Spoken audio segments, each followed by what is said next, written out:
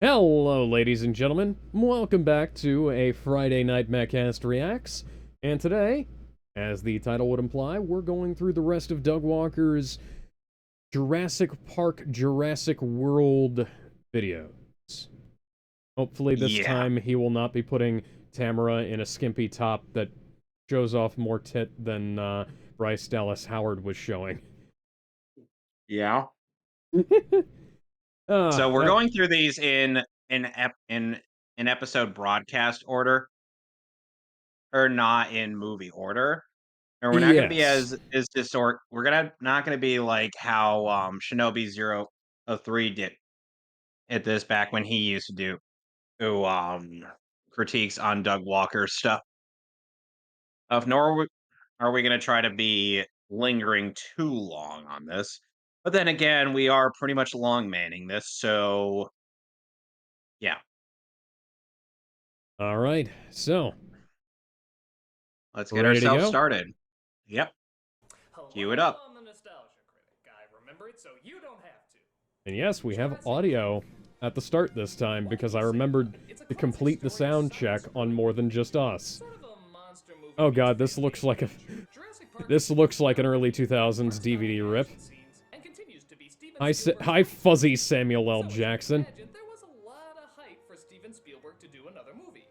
Hey, you know what, Mr. Spielberg? Before you even knew what you had, you patented it, you packaged it, you slapped on a plastic lunchbox, and now you're selling it. You're selling it. Well, Lost World.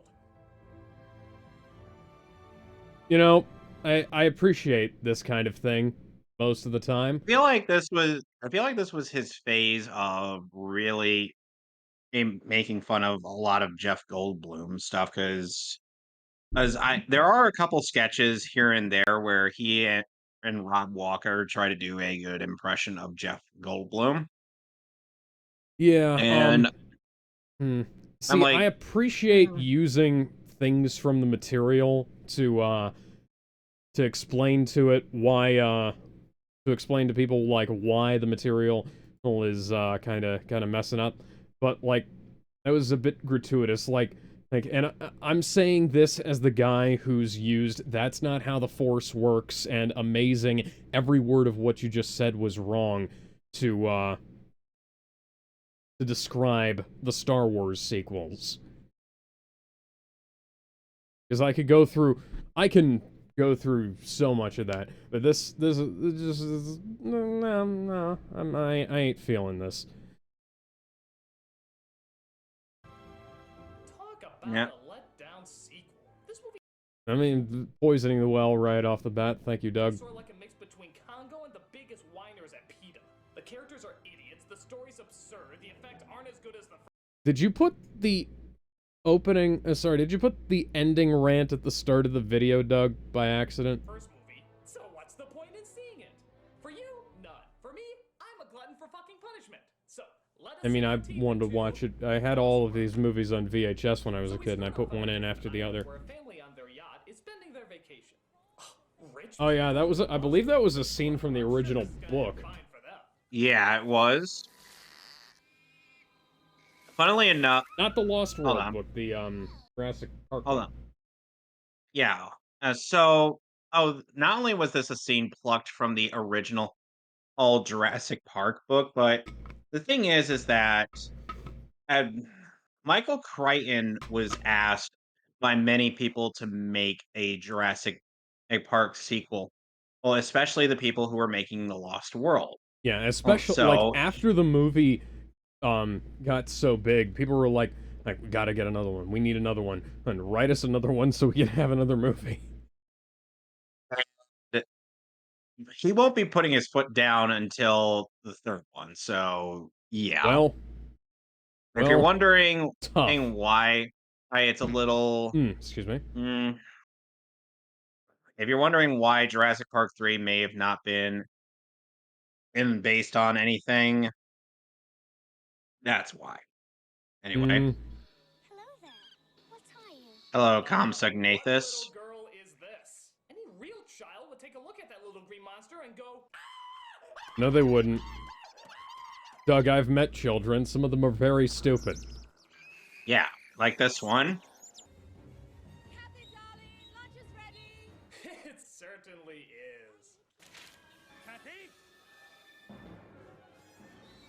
comedically over the top scream in 3, 2, 1.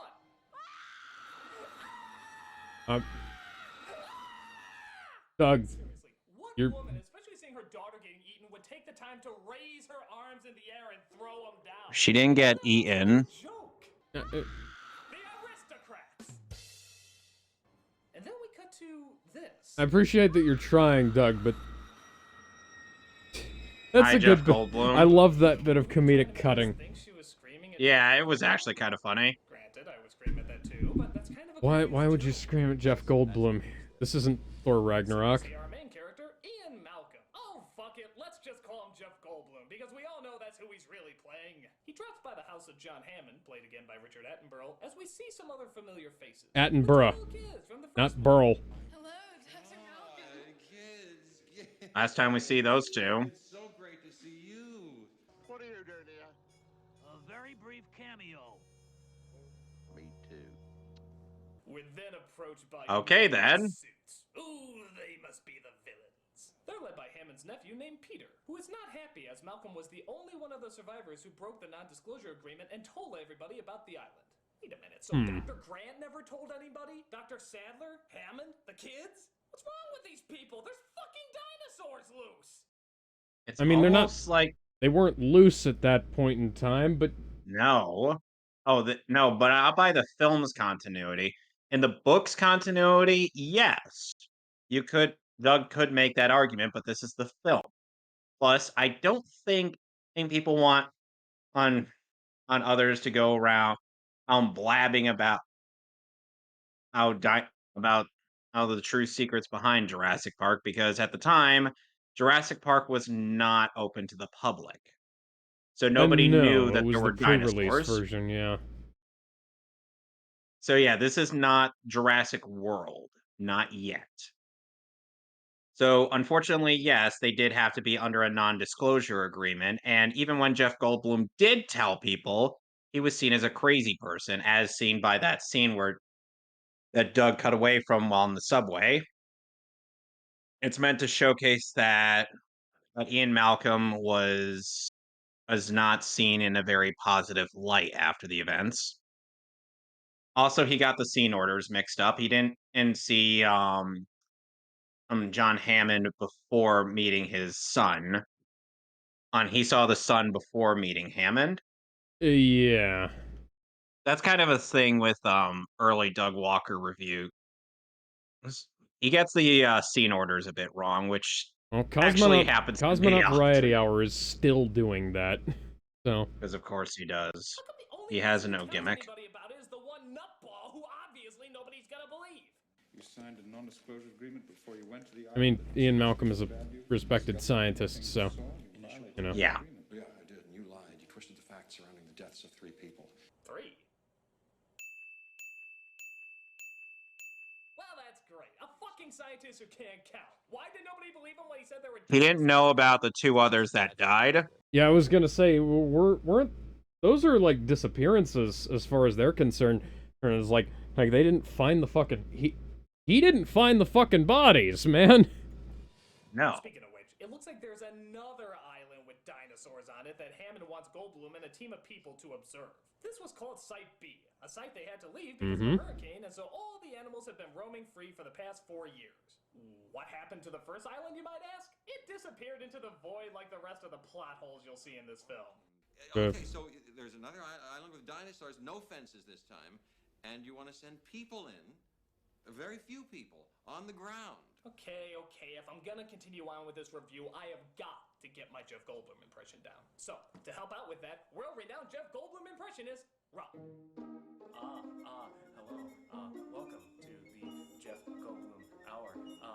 This is cringe. Yeah, can we... Jeff Goldblum is to insert ahs, ands, and Doug, can we cut? in every sentence. Secret is to complete Doug, can we cut? a full sentence without going Cut. Cut. Cut. Cut. We get to make this Cut. joke. We get to make this joke because Doug makes this joke all the time. Yes. That's the secret there. So when you want to This say is a so much single cringe. statement, that is the secret to doing a Jeff Goldblum. And I Oh, know I hope several nobody. people who do better Jeff Goldblum impressions than that. Oh, I hope nobody with speech impediments and saw this review. Of course, he wants Mhm. Goldblum to go in and preserve the animals. Public opinion is the one thing that I can use to preserve it, but in order to rally that kind of support, I need a complete photo record of those animals alive and in their natural habitat. And seeing how you were almost eaten by half of them, I figure you'd be the perfect person to protect them. The only one that nearly tried to kill him was the T-Rex. Mm. Every other animal kind of left him alone. Plus, there are herbivores. Yes. Not every dinosaur is a meat-eating killer. No, those apply to the Velociraptor, the T-Rex, the Compsognathus, and other varying carnivores that will appear throughout this franchise. Goldblum, of course, says no, but Hammond threatens that if he doesn't, he'll never see his girlfriend again. You didn't contact Paleontological behavior study is a brand new. He didn't threaten. He just told him, oh, he just told him, oh, by the way, I did contact your girlfriend prior. She is on that island, and so if you're worried Yes. for her safety, you might want to go with her.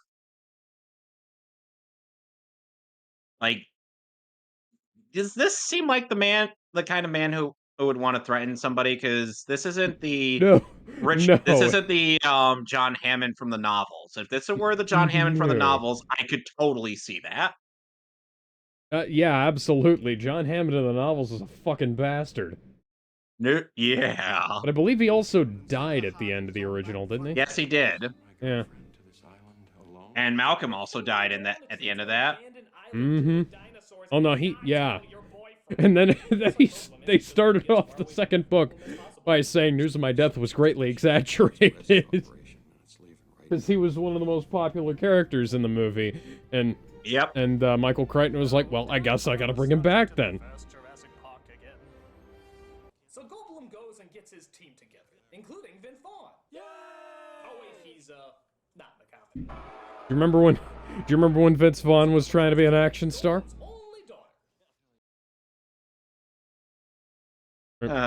Did you pause? Yeah, I paused. I'm like, hey, you do realize that comedic actors can also be in serious movies, right, Doug? Adam Sandler has been in both good movies and comedies. And awful movies. Most of them being comedies. Yes. Yes, especially indeed. The Waterboy. Waterboy is a good movie. Shut up. Wait a minute. No. Daughter? Got any kids? Me? Oh, hell yeah, 3. I love kids. I mean, the issue is he was drunk at the time, wasn't he? Not only that, but Doug is also missing the context of the fact that Ian Malcolm likes to get around. Yeah, that could be, like, I don't know what to say to that. Like he's a fucking horn dog. He probably has like at least he probably has at least one other woman he's had children with. Yeah. He says he's had 3 kids, and there are multiple women he's probably been with. And it's like he likes to, as pointed out by his daughter in this movie, he likes to have kids. He just doesn't like to spend time with them. Yeah. So only daughter could mean that he has 2 sons. Yeah. This isn't a plot hole. No. What? First how many people die, now how many kids he has? I mean, what the fuck's wrong with you? I can't read or write. Good for you. That's Celebrity Jeopardy. It turns out Kelly is sad because, big shock, Jeff Goldblum's not that hot a father. You know, sweetie, I know we've had some hard going, but I feel like in the last couple of years we've really kind of started to work things out. Hasn't it been better? Yeah, but I want you to crack on me a little bit, ground me or something, send me to my room. You never do any of that stuff. What kid is this? Yeah, because if there's anything children complain the most about, it's not getting punished enough. No, it's more that it's more like she wants him to like be a little more involved, and even if that's negative, it's like she's even if it's even if it's reprimanding her, he wants him to be involved Oh in my her god, life. Doug, this was explained in the scene, Doug. Did you watch the movie, or did you just kind of glance over your shoulder at it? I don't know. You like to have kids, but you just don't want to be with them, do you? See? Hey, I'm not the one who dumped you here and split for Paris, so don't take it out on me. Nice parroting there, Goldblum. Why don't you bring up her aborted brother while you're at it? So the team makes it to the Well, island. that was morbid. Find that her bag is left. Hmm.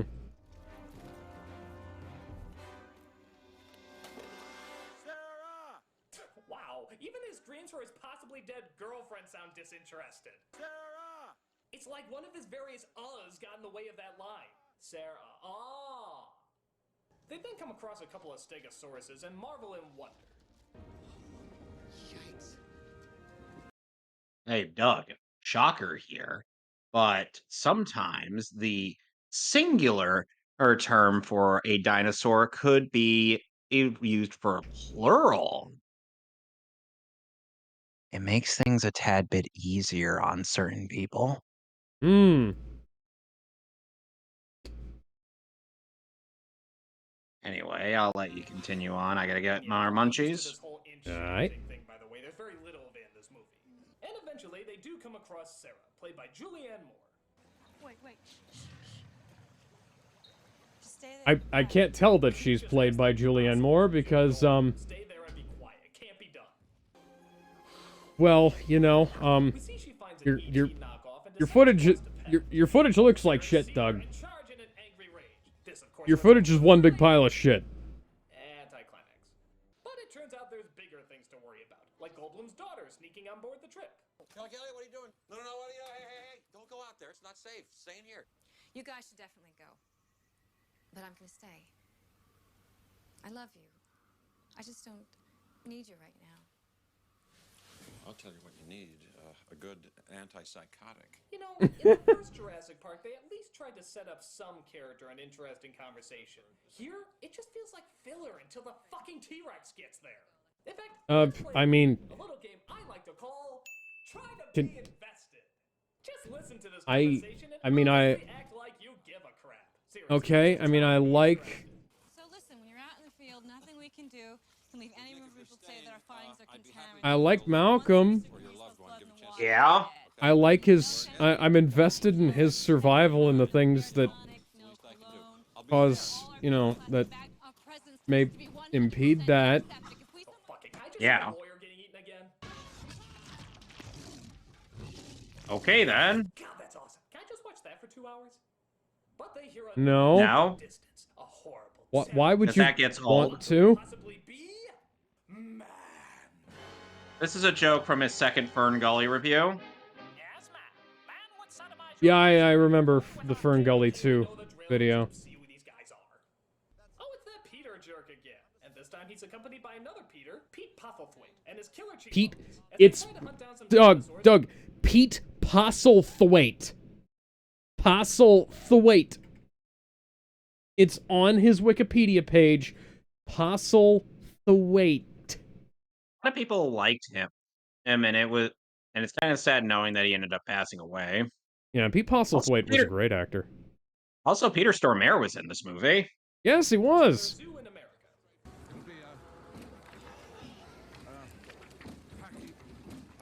Pachycephalosaurus.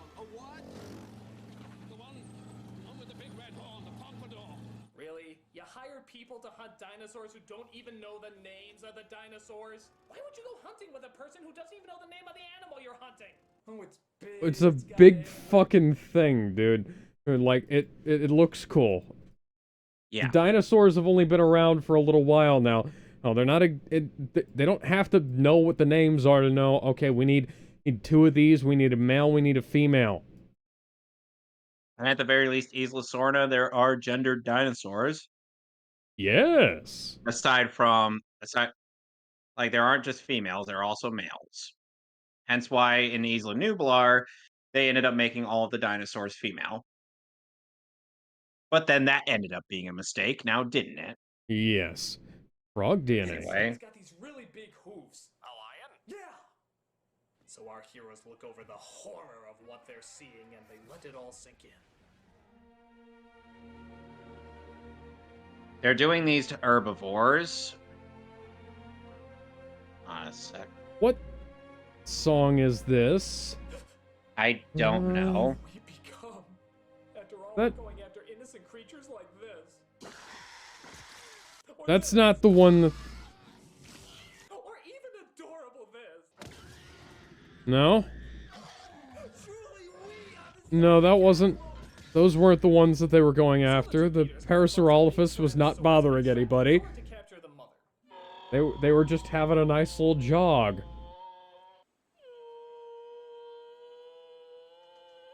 So, on a scale of 1 to 10, how douchey is this? Oh, this is incredibly douchey. This is like Hitler douchey, no doubt about it. What? But luckily, No? Vaughn is loading up and ready for action. Hammond told me these people might... Okay, allow me to fix that joke for you. So on a scale of 1 to 10, how stupid of an idea is this? Oh, it's very stupid. It's borderline retarded. 7,000? By the time they got started, but in case they weren't, he did send a backup plan. What backup plan? Me? He never uses a weapon in this movie. Doesn't need to. Vince Vaughn is no stranger to tough situations. What, a hot older woman made you feel her cans? Stop crying like a little girl. What'd you do with them? You play the motorboat? You motorboating son of a bitch, you old Is sailor, that... you. This is Wedding Crashers? Yeah. Why did you have 4x3 footage of the Wedding Crashers? Was there 16:3 by this point? Should have been a 16:9 version, but I don't know. I mean, like... Doug's footage here looks like it's a fucking VHS tape. Could literally throw a car into a tree. What is this, the Babe Ruthosaurus? I mean, there are Triceratops. Take a gander at this. They find the baby T-Rex and bring him to the trailer. Are you guys fucking morons? Why don't you just write "eat me" all over you? There it is. There's a fracture right above the epiphysis. Other animals are gonna hear this.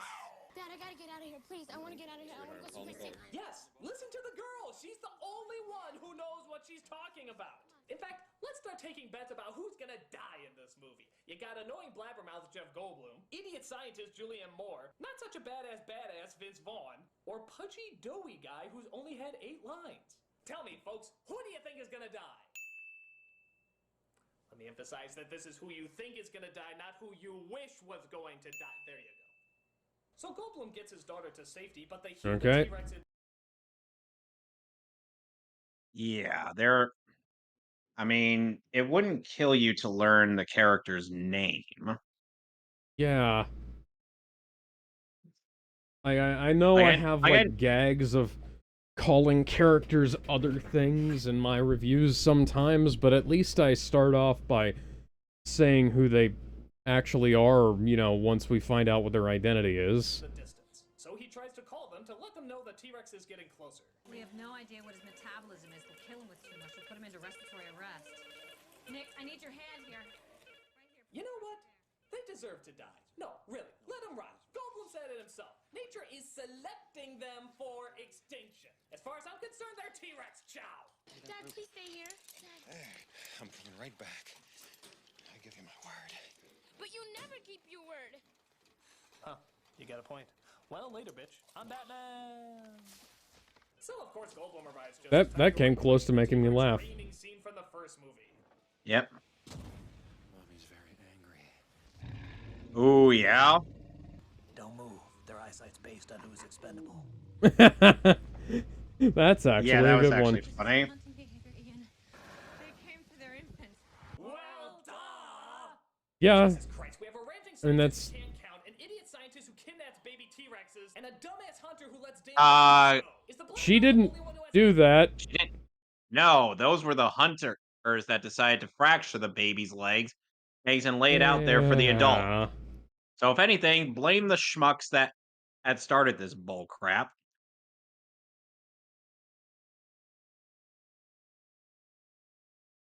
All right. Anyway. Only one who has a brain in this movie. So they let the baby T-Rex out, and everything seems to be okay. But wouldn't you know it, T-Rexes are vengeful now as they come back and try to shove the trailer off the cliff. I mean, that's what you get for trying to fuck up its kids. Yeah. I don't really see many,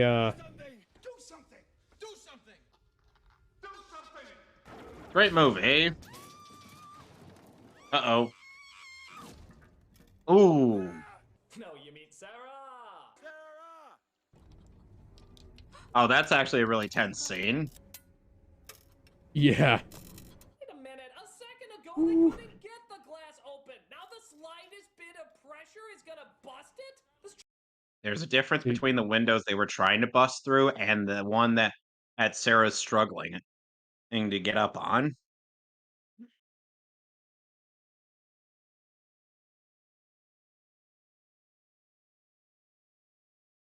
You can clearly tell. Oh, yeah. They managed to grab her in time as Doughy Guy comes in to save the day. Okay, so his one Jeep somehow manages to pull up 2 trailers. Yeah, you figure that one out. When guess who returns? Now tell me, why the hell did these 2 come back? Did they just want to make sure they were still hanging there? Maybe instead of just leaving them on a cliff, they were like, oh yeah, we're dinosaurs. Let's fucking eat something. Oh, hey, is that Mommy? Is she angry? You might still have a chance if she's not very angry. So the guy gets eaten and... Oh, one of the most brutal kills in the movie. through them, not damaging one fucking hair on their heads. I haven't been impressed with such incredible luck since the pipe scene from Twister. Some people have all the contrived conveniences, don't they? That's chaos, dude. So the hunters find our heroes and manage to pull them out. I'd just like to point out it was mean, terrible man who helped you out of that incident, while those harmless dinosaurs you were trying to protect ate your Doughy Guy and kicked you off a cliff. By moving the baby Rex into our camp, we may have changed the adults' perceived territory. They're what? That's why they persisted in destroying the trailers. They now feel they have to defend this entire area. Again, we like to thank our main heroes for tending to the baby and dooming all people on the island. So they journey to the only control tower where they can possibly make contact. Making friends with Ahab, huh? So, you gonna be in the remake of Psycho? Yeah. Yeah, me too. Fucking agent. On the bright side, maybe we can tell William H. Macy not to be in any of these Jurassic Park movies. So as they take a break, one of the hunters, played by Peter Stormare, gets attacked by the Comeuppance-saurus because he attacked them earlier. The other hunters forget about him almost as fast as the audience does. But later that evening... Well, let's consider the fact that they were actually kind of looking for him, but then they were like, you know what, let's just leave him. They actually gave him a bit of thought, but then, and they decided I'd leave him assuming that he was going to meet up with them later. We saw what happened. They hear something going bump in the night. Because Sarah decided to be a dumbass and carry a scented... Why would you keep that, you dumb... He operates by smell. Kinda weird. You would think he would smell Dr. Grant and the girl in the first movie, seeing how his nose was right in front of them. But hey, it's almost like he didn't smell any blood on them. Mm-hmm. Yeah.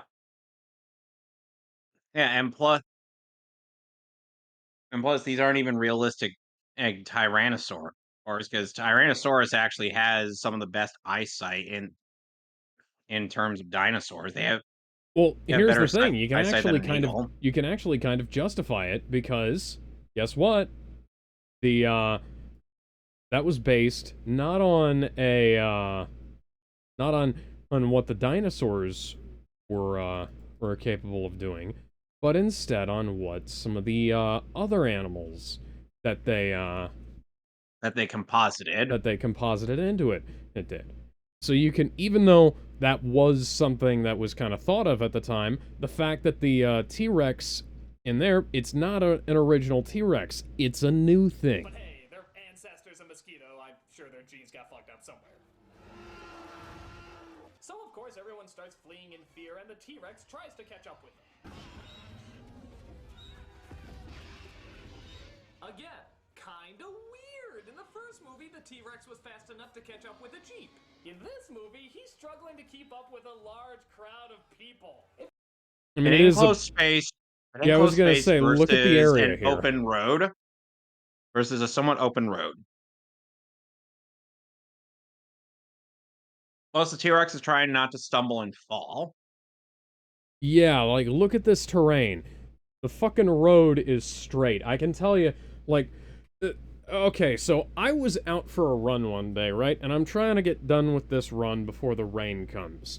And I'm running down the street, and this Amazon delivery truck just comes barreling down the road, not slowing down, not you know, doing anything that will.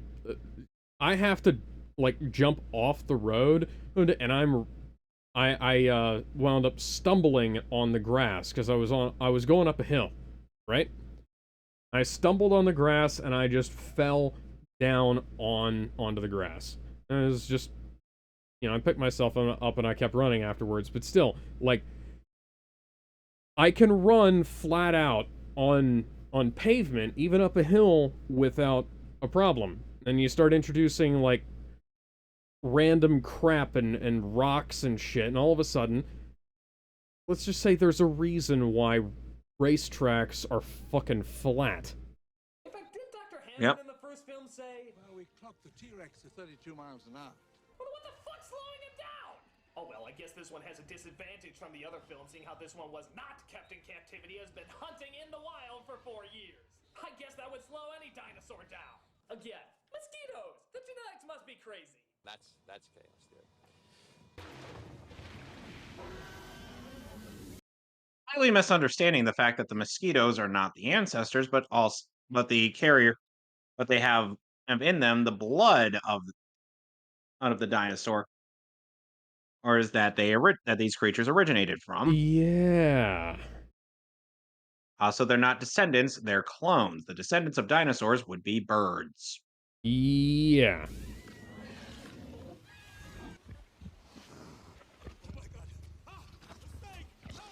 Oh my god, a snake! Is there anything worse than a snake? Oh yeah, the giant Tyrannosaurus waiting for me outside! So while the T-Rex is eating The snake will bite you right now. only to be attacked by Big Shock. More dinosaurs! Go.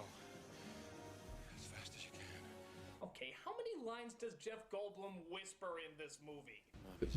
I mean, like, gonna get onto him for not screaming. You got onto the other person for screaming, and now you're not getting on him for not screaming. I understand, like, urgency and whatnot, but he is trying not to freak out. Meanwhile, the raptors attack, and Goldblum's gang tries to get away from them. No, don't you remember they can open doors? And that too. He manages to hide in the building with the other two, but they get trapped on the second floor. Kelly? Kelly, no! Now she's gonna do that thing that, except for the fact where we actually hear her talk of her gymnastics routine. Yeah. Like, people can try and, like, rag on this all they want. What's effective is effective. And, Yeah, and like, it's called Chekhov's gun. Kicking something in the fucking head is effective. Especially when it saves their bacons. Uh-huh. Anyway. Yes, folks, she's using her flips and kicks from her gymnastics class to save the day.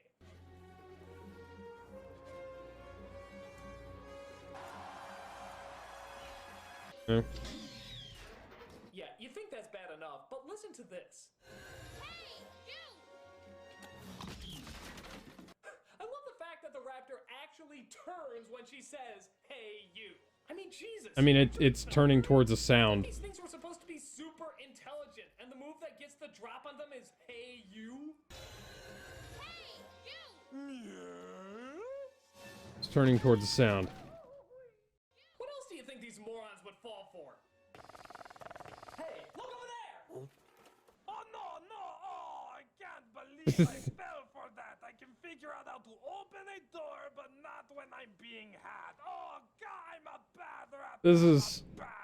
This joke is taking too long, Doug. They finally get away Yeah. when the chopper that Vince Vaughn called finally arrives. But Poffle's waits Get to the chopper. Do it now.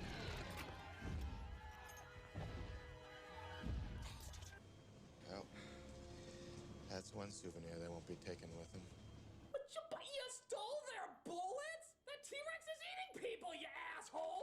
My God, these are the people that helped you out of the cliff and told you where the radio tower. I mean, they were at this point in the movie, weren't these guys kind of not on their side?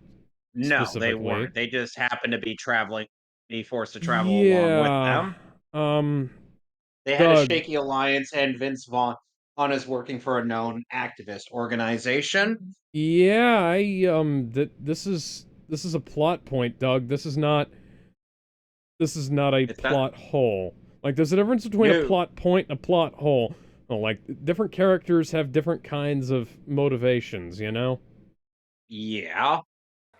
And you're honestly going to take away their only means of defending themselves? Yes, you left out that he's working for somebody else. Constantly getting people killed! What's wrong with you? You're terrible heroes, all of you! You deserve to be shot! They're...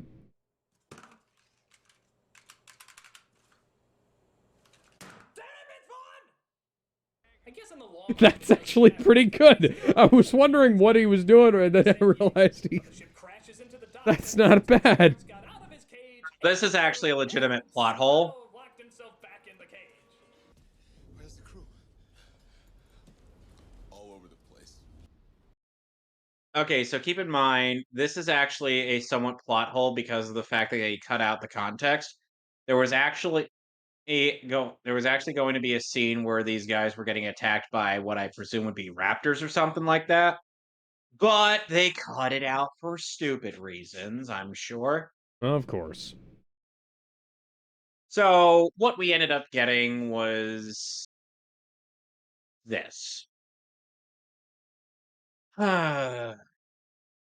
Scene would have been a lot better, or had you kept that deleted scene in there, but then again, this would cause it to get an R rating, to which I say, why don't we just embrace the idea? Yep, it is a monster movie mixed in with dinosaurs.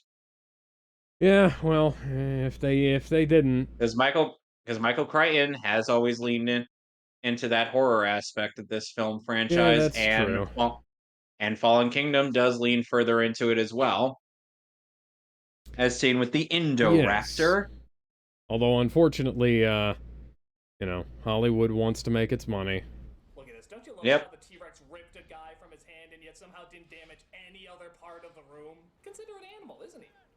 Well, of course, some dumbass presses the button and accidentally lets the T-Rex go, allowing the monster to run amok all throughout San Diego. Now you're John Hammond. That's right. Now you're John Hammond. He wanted to Even though we were supposed to hate him by this point, but be like John Hammond, and now he is like John Hammond. I'm not sure what else. It's you know, when you cut out all of the context, sure, you can make anything seem like it's completely fucking worthless. And at this point, John Hammond realized the error of his ways and is trying to better himself while he's on his deathbed. And but of course, like you said, Doug is cutting out all the context. Mm-hmm. But then again, this was like one of his earlier reviews, like before he had Malcolm and Tamara as recurring people. Yep. That's nothing. You should see Susie next door. Oh, hi, Michael Bay. Yeah, I was gonna say, what? If you play too much of that, we're gonna get a copyright takedown, Doug. Uh-oh. There's a dinosaur in our backyard. Yes, but what about Boomer?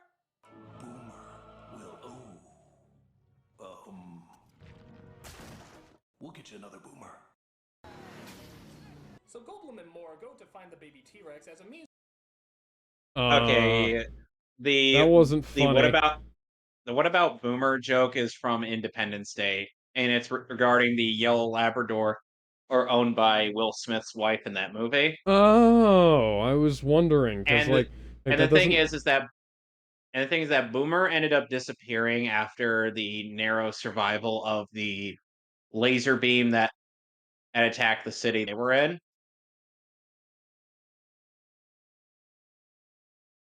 It's like, okay, so the dog survived, but where is it? That was the question, and that was the joke he was making, and it kept on being like, Boomer will live.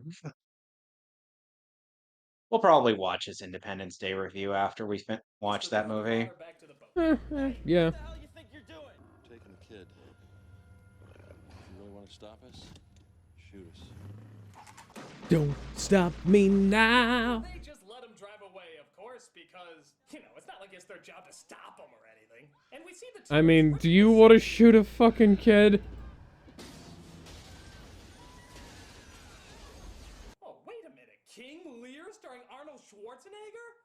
Why the hell aren't I watching that movie? You go back and start again, film. I want to see Arnold! So they lure the T-Rex back with a baby, he eats that Peter bad guy, and they finally seal him back in the boat. And thus we get our last-minute moral from the evil John Hammond. Oh, I hate him so much, I hate him Not. so much. Oh, wait. No. Music's indicating we like him now. These creatures No, they never hated him. our absence to survive, not our help. And if we could only...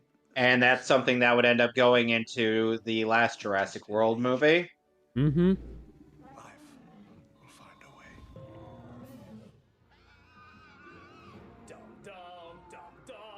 This was dumb, dumb. This film was so fucking dumb. God, what a Okay. terrible follow-up to a kick-ass movie. I'm not gonna act like the first You know, Doug, you didn't really prove your point here. Nope. Like, maybe if somebody hadn't seen the movie, maybe. But no, plenty of people who watch this review Hang on. actually... The whole animal rights... You cut out the animal rights plot! Yeah. You completely cut that out! You barely referenced it, Doug. Did you forget about that, Doug? Possibly get the idea to film King Lear with Arnold Schwarzenegger.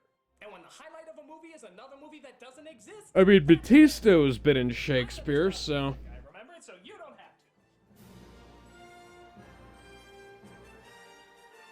All right, we All gotta watch. We gotta get to the next one before, or we get copyright taken down. After 20 years, Jurassic Park was re-released on the big screen in 3D. It was a terrible decision because that to relive the groundbreaking film, including the nostalgia critic. There's no reason for this text. It's just to hear that awesome boom sound again.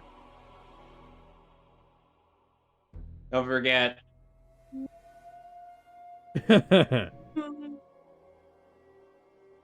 appreciate the video quality not being potato anymore, Doug.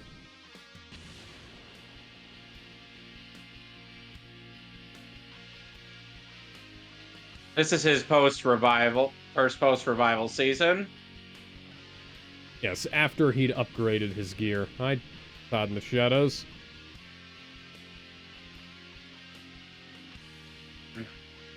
Whom I only know for... Oh, hi, Martin. Yeah. Todd in the Shadows used to be cool, and then he became friends with Zoe Quinn. Guy, remember it, so you don't have to. And he had a relationship with Lindsay Ellis. Friends with Zoe Quinn don't deserve rights. Groundbreaking Ew. CGI effects, but it had action-packed suspense, a sense of awe and wonder. This is your friendly reminder that Zoe Quinn once killed a man. So when it was re-released in 3D recently, you bet your ass I got over to the theater to relive all those awesome memories. And how did it hold up? It was awesome! But maybe not as awesome as I remember. Yes, good. That was funny. I'm not saying it's a bad movie. Far from it. If anything, it's held up. That was hilarious. I'm just just saying that while we were so blown away by how huge it was, we might have overlooked some problems that we either didn't see or chose to ignore.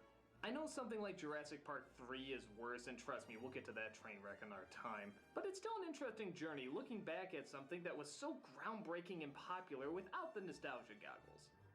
So, let's take a look at an adventure 65 million years in the making, or 3, this is Jurassic Park.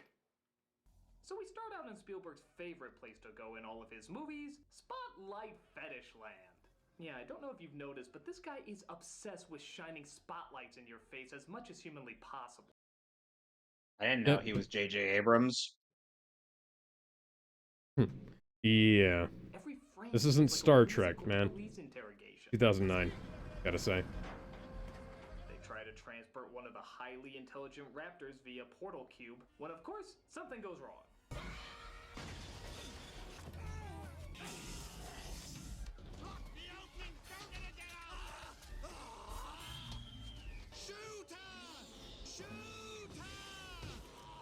You know, was there really no other way to get these things into their cages?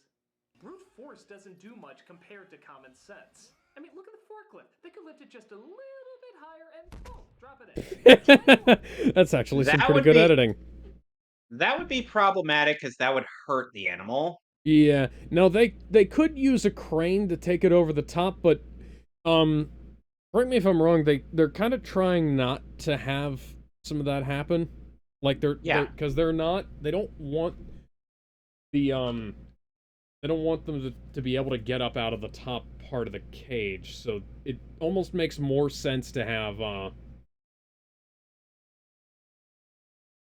Now, and another thing is like he would suggest tranquilizing the animal before putting them inside, but the problem is that you can't move an unconscious creature very easily. No, and not only that, at the whole animals like dinosaurs would be very unpredictable when hit with a trank dart. Hmm. And we don't know how long the sedatives would last on a dinosaur. And there are multiple instances where, or even though they're trying to get a highly dangerous animal in there, they don't want to, cause it pain or discomfort. Yeah, like they're kind of trying to. It works. It works. Yes. Why not tranquilizers? Couldn't they just knock these things out and then slip them in that way? No, that's not how that works. Smart for that plan. Shoot her! Run away in comedic fashion. Okay then. So they lose one of the workers in the attack. Okay, why are you using a dot crawled up version of the movie? At least it's slightly better looking than it was in the last film. And Dr. Settler, his girl, fuck buddy, played by Laura Dern. They weren't in a relationship. No, they were just friends. The fans would have liked it if they were, but you've seen Jurassic Park 3, they didn't. and on top of that, Alex, this is one of the things that caused me to question Doug Walker, her stance on certain things in filmmaking, because he's like in Jurassic World, just because they're a guy and a girl all together in a movie doesn't mean they have to hook up, and yet he wants these two who are clearly established as close friends to hook up by the end of the film, and I'm like, not really. And plus, in the book, Ellie Sattler was already slated to marry somebody. Yeah, this is where being familiar with the source material is worthwhile. Who seems to always suffer from terminal mumbling. Yeah, look at this. Small versions of that. Unpredictability. John, they're out there. Did she eat an ice cream scoop of peanut butter before coming to the set? What? Well, maybe dinosaurs. You can put together a bunch of tiny clips, but like, what? air sacs and hollows, just like a bird. And even the word raptor means bird of prey. Raptors were very aware of this when they were naming themselves. Not really. Scary. More like a 6-foot turkey. Turkey, huh? Oh no. So he Kid. scares the little kid by showing him something he never thought he'd see on a hunt for dinosaur bones. A dinosaur bone! Ah! Yeah, no, it's a scale. Like, people don't realize that they're fucking huge. They have these big fucking things that'll slash you the hell up. Who offers to fund their dig further if they offer? Hardy Har Har. Richard Attenborough. Oh, is Irish. I'm Richard Or Attenborough. Scottish. Hardy Har Har. Richard Attenborough is Scottish. As we get the joke, let's move on. For outside opinion on his new I'm surprised they never really... He hasn't made much of a joke out of him being, David Attenborough's brother. You have no idea how computers work and you study ancient plant life. Clearly nobody would be more qualified. They're dinosaur people. Alan Grant is a paleontologist. Ellie Sattler is a paleobotanist. Yeah. Yes, these are the kind of people you want to get an opinion on in regards to your dinosaur or themed park. I like it. Exactly. I can tell instantly about people. It's a gift. Obviously, he took that into consideration when he hired this guy. Dennis Nedry, played by Wayne Knight before his heart Nedry. to live. Dennis Nedry. It's said in the fucking movie, Doug. Well, that's just rude towards fat people. Well, especially Wayne Knight. It's funny how Wayne Knight and Jason Alexander are the two most successful people to come out of Seinfeld. Oh, and aside keep in from mind, Seinfeld this himself, charming, you know. Alex, keep in mind, this charming fellow right here from Biosyn, he's going to be played by Richard Parker in Dominion. Yeah. Who we see is betraying John Hammond by handing over the dinosaur embryos to... Yeah, he does kind of look like him. Dinosaur makers, I guess. In order to get more... Biosyn. Biosyn. It's a competing dinosaur company. It's corporate espionage. Keep up, Doug. And you might notice one of the main and plus... with the first third of this movie. It focuses a great deal amount of time somehow hastily... A great deal amount of time. No, it focuses a great deal of time on setting up why the dinosaurs get out. Yeah. And Dennis Nedry is being bribed to get dinosaur shit out, so he stages a bunch of things that cause the park to melt down. And on top of that, as in the book, and on top of that, the book actually states that Nedry had leverage on Biosyn that if they were to go back on their word, he would leak all of their secrets to Hammond and whatnot. Mm-hmm. So yeah, he... $20 million lawsuit. There's a particular pebble in my shoe represents my investors. 7 o'clock tomorrow. That's not all of... First off, not all of this is exposition. Second off, exposition is not necessarily bad. It's only bad when the characters who are talking to each other should already know it. And no, these characters don't already know it. Welcome to Conversations, Doug. Why the fuck is your footage covered in dot crawling? I am... 48 hours from now, if they're not convinced, I'm not convinced. Is that they insist on outside opinion. But it's alright. To account for that, they make the characters' motivations and story arcs disgustingly simple. Even down to dressing them in Care Bear colors so you can easily remember which necessarily... one is which one's Grant? Oh, he's the one in blue. Which one's Hammond? Oh, he's the one in white. Which one's the a-hole everyone will fall in love with until they realize he's just gonna do that one note for the rest of his life until they want to dig their brains out with a fork because he's so goddamn irritating? That's taken a lot of fucking words to say you don't like Jeff Goldblum. That's the darkly dressed evil one known as Jeff Goldblum. He's not...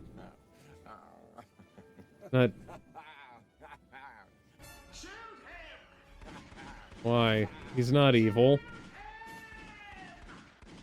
Yeah, Goldblum, or the Wizard of Oz as I like to call him, wasn't a complete unknown before this flick, but he became a household household name after it became a hit, and people fell in He was a love with household his name after The Fly. time. It was Yeah. kind of charming. People have never heard this kind of performance in a blockbuster film before. We're going to conduct an experiment. It should be still. The car's bouncing up and down, but that's okay. But once we discovered that he fell in love with his performance, even more than we fell in love with his performance, to a point where he never wanted to leave that performance, we do end up asking ourselves, how the fuck did we ever like this performance to begin with? Okay.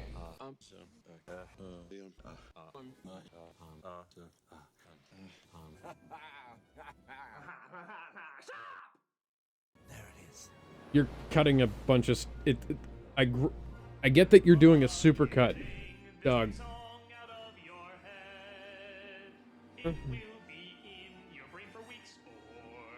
Yeah, it's because John Williams has a melody-forward focus on music. Yeah.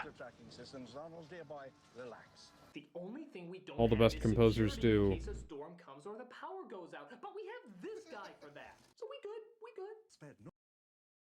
The thing, he keeps forgetting that Nedry is trying to sabotage things, and it is acting like Hammond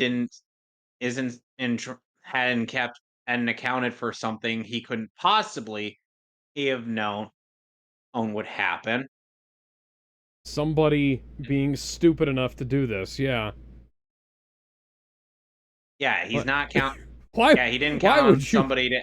Why would you think that somebody is going to be so stupid as to turn off all the safety protocols so that they can steal shit from me? Why? What? Indeed. Anyway, hey, this is a running joke that he keeps using. Spare or no expense. No expense. I shut you down, John. In 48 hours, I'll be accepting your apologies. So they arrive at the star attraction, Laura Dern mugs for the trailer, and we get our first look at Gertie. It's a dinosaur. Welcome. How does it look more fake on a DVD rip than it did on the 4K? Yeah, I was gonna say the issue with some of the CGI in Did you like in OG change the Jurassic? contrast? I don't know. You know, the issue. That's kind of the issue I have with some of the CG in this movie. After a while, it's like, first of all, the dinosaurs all look a little too brown. Not enough variancy between them.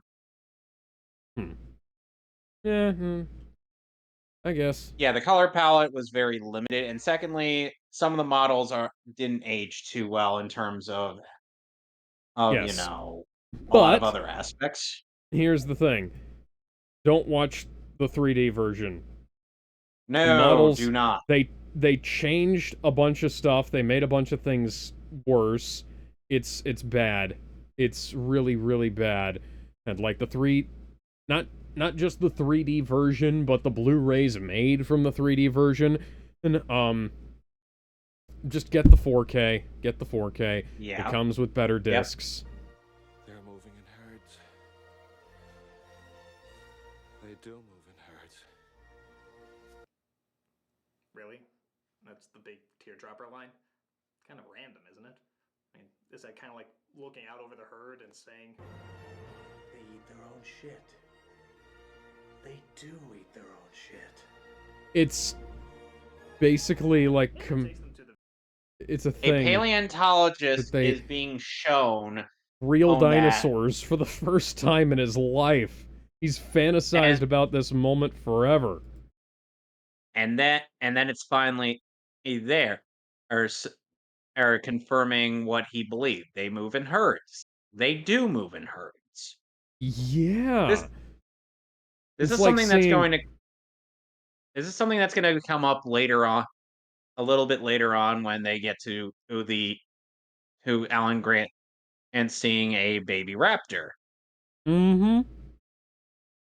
Anyway, let's proceed. The visitor center to show them how they're made.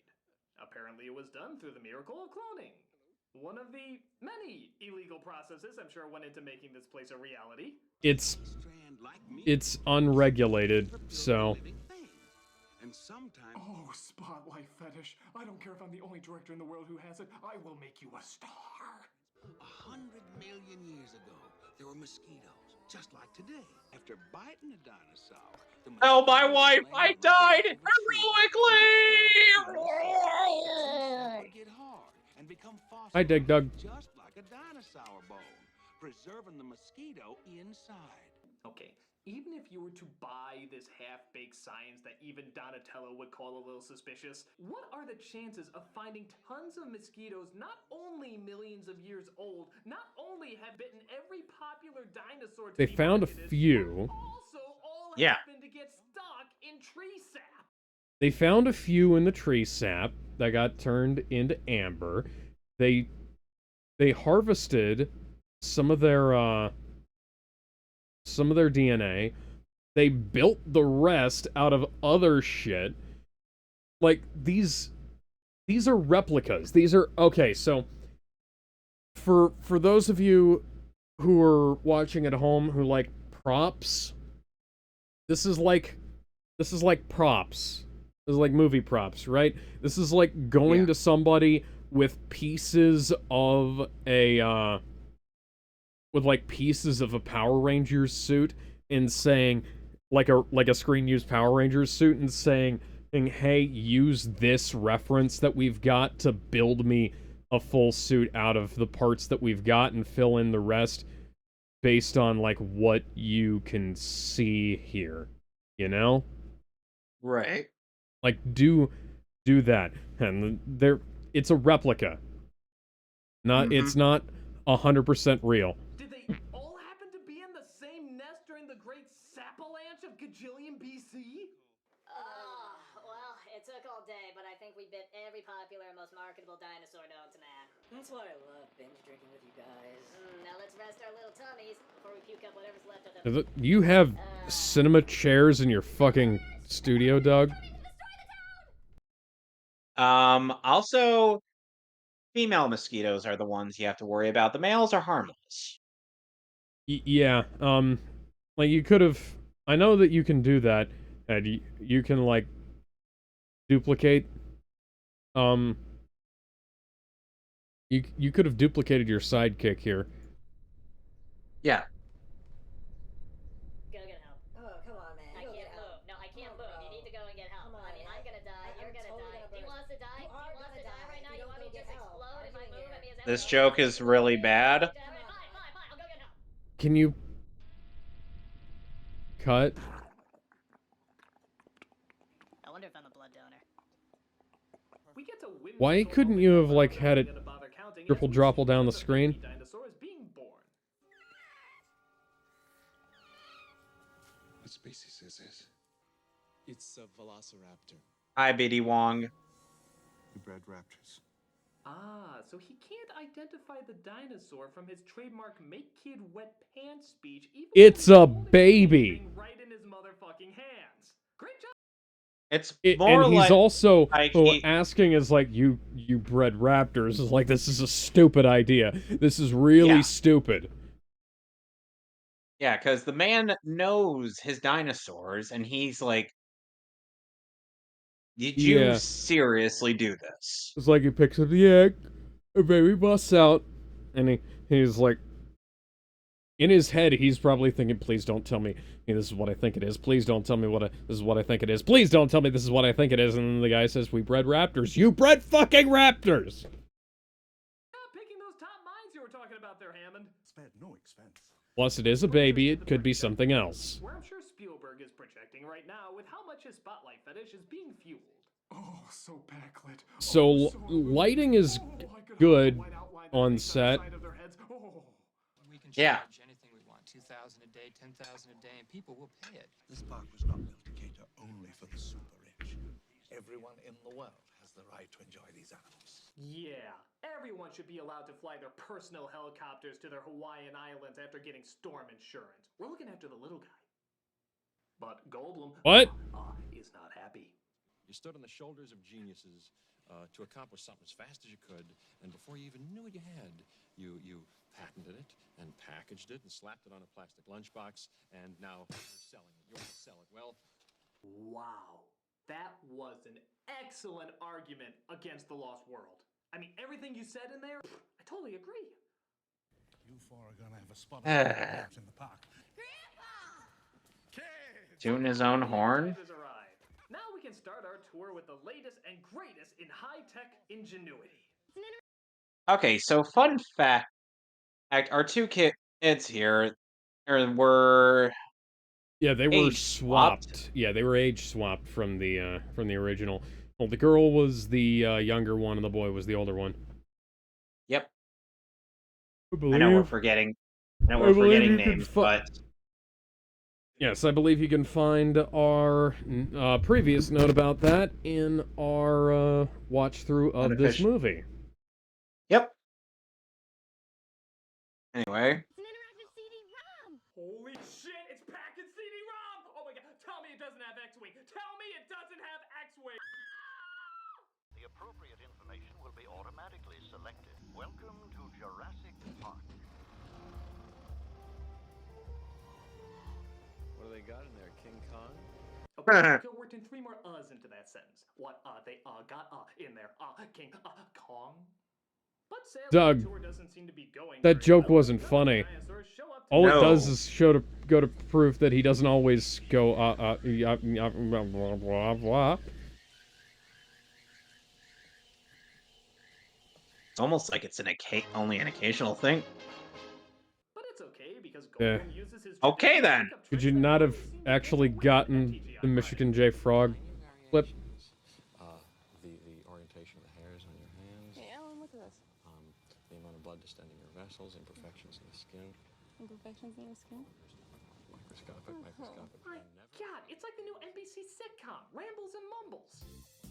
One's a horny chaotician, the other's a giggling plant expert who doesn't want to get married but surprisingly wants kids for some reason. Together, they make the great... It's almost like sometimes This joke isn't she funny, may Doug. want children, but she doesn't want to actually get married. Some people just want to take let Dr. Hammond here. Yeah. No, not Dr. Hammond. Fuck. Malcolm. Jesus Christ, I got the names confused. One's played by Richard Attenborough, and the other is played by Jeff Goldblum. Nobody can understand or want to listen to. Alex, I think I have an idea for a meme image to end this night on. Okay. You know that meme from The Office that you've used a number of times? It's you, but with Richard Attenborough and Jeff Goldblum.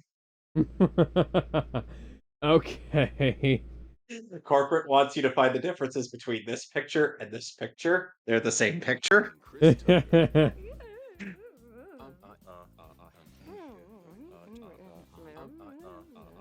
Rambles and Mumbles, coming soon to NBC. Wow, that was fast. No, that would have been Fox. Canceled faster than Firefly. Yeah. Now, in reality, this scene serves no purpose to the plot apart from separating Sattler from the group. And let's be honest. That you just said the purpose of the scene. It doesn't. You don't have to have more than one purpose in every single scene. Yeah. Sometimes one is good enough. Yeah. Fucking Christ. Only exists so kids can giggle when he says this line. That is one big pile of shit. Your career in a nutshell. No, that would be The Fly. That everyone in the audience said was an obvious video. Seriously, you can crop that shot just a notch. Says the storm is coming and that the ship has to leave with everyone on it. I mean, it's a computer. The power's gonna go in and out, thinking he can make it back in time before anybody notices. It's a computer screen in the 90s. Like, people weren't really sure about how all that stuff worked back then. You could get away with that. And this leads to easily the best character in the whole movie. The absolute star of the whole goddamn thing. Oh, yeah. Doug's horny for the T-Rex, we know.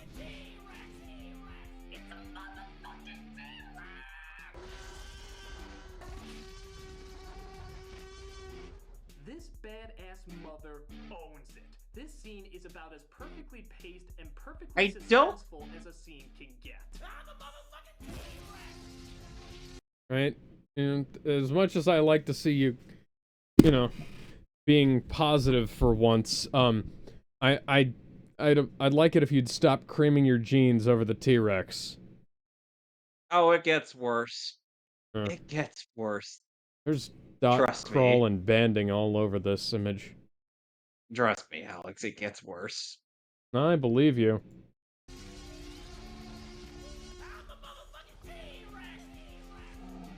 You can stop with the song now, Doug. No, he's not. Oh god, I bet if you translated that roar, every single one would declare her ability of just owning this goddamn movie.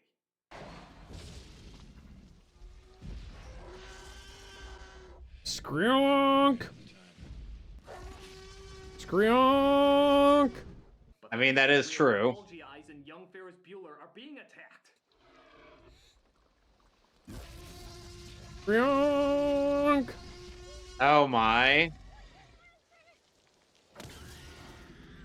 Skronk! What? Okay. Little comedy from me, the go for it.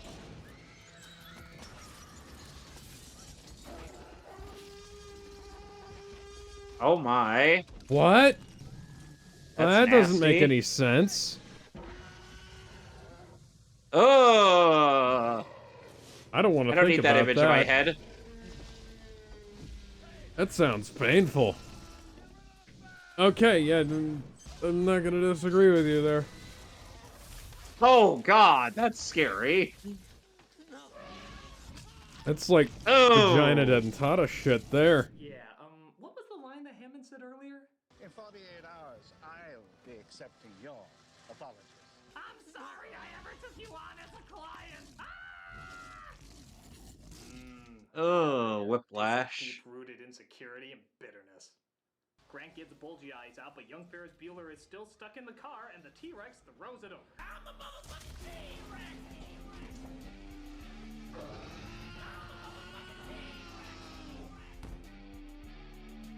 I'm sorry, I need a minute to recover from such awesomeness.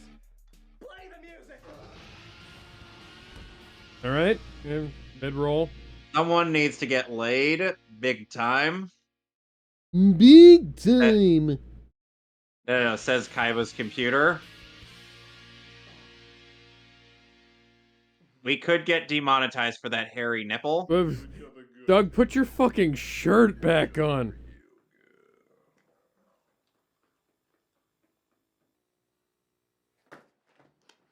Back to the story. Nidra gets his card stuck and does his best to pull it out. There's the road.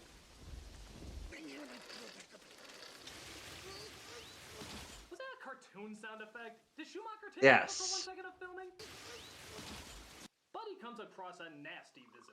Or at least I don't remember that being in the movie, but considering you're not Cosmonaut Variety Hour, I'm going to trust you, Doug. Just ruined that scene forever for you. Grant manages to get young Ferris Bueller out of the tree and I'm not even going to talk about the fact that in the movie, Nedry's death scene was way more brutal. Like the book? Ooh.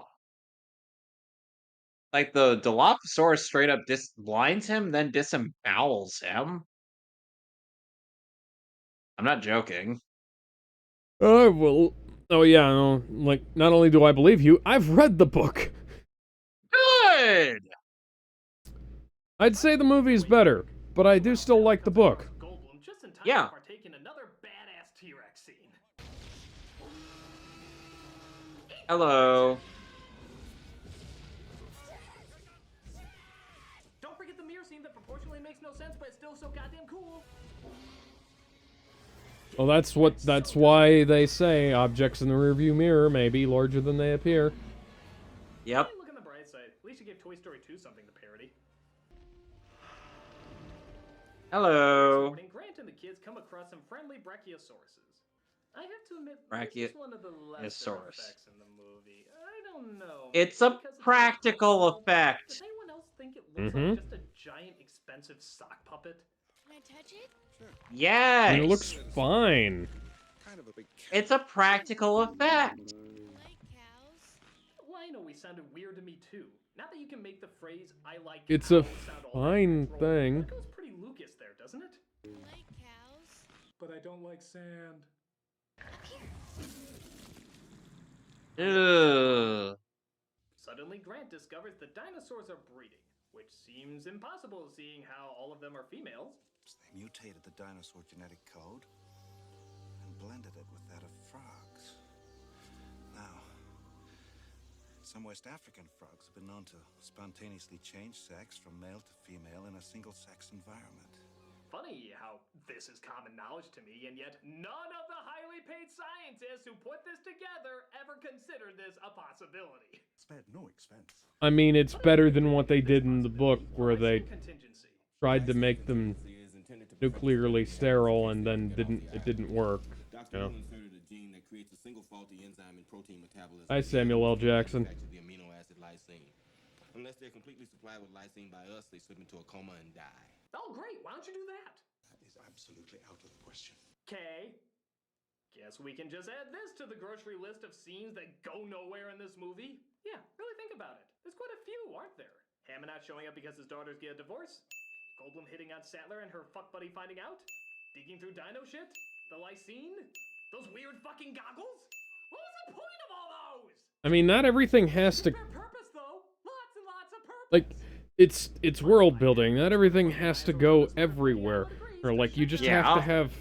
You have to have things that make the world feel lived in, otherwise the world's fucking dead. And worthless, you know? It's on. It worked. What do you mean it worked? Everything's still off. Well, maybe the shutdown tripped the circuit breakers. All we have to do is turn them back on. Where are the breakers? Maintenance here, the other end of the compound. 3 minutes, I can have power back on the entire park. Well, now, just to be safe, I want everybody in the Well- emergency bunker. Wait, did I just hear that right? You're sending the only computer guy on the island outside with the killer dinosaurs alone? Huh, can't see anything going wrong there. Something went wrong. I'm gonna go get the power back on. You can't just stroll down the road. Oh, you mean like the way you just let that guy stroll down the road? Oh yeah, the black dude can handle his own, but when the pretty white lady has to go, hell no, suit up, it's too dangerous out there.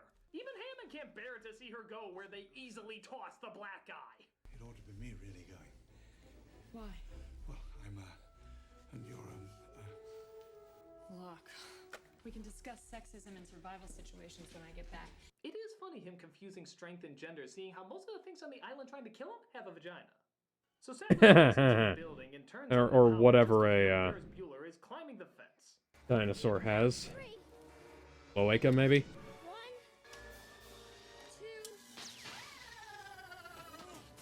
He should be dead. Yeah, Tim's his name. No, Tim. Well, at least we know what we're having for dinner. Oh, Timmy, yes, thank God. Sattler, on the other hand, could be better. Mr. Arnold. Funnily enough, the reason why they called fun fact, the only reason why they changed Arnold's given name, which is John Arnold in the book, to Ray Arnold, is because they didn't want to mix up him and John Hammond. Yeah, like, don't... There's a good reason why you don't have multiple characters with the same name in something, unless it's for a specific purpose. Like, if you don't want the audience to get confused as to who's who, yeah. She gets out okay, but Yeah. Velociraptor Dundee seems to have his own problems to deal with.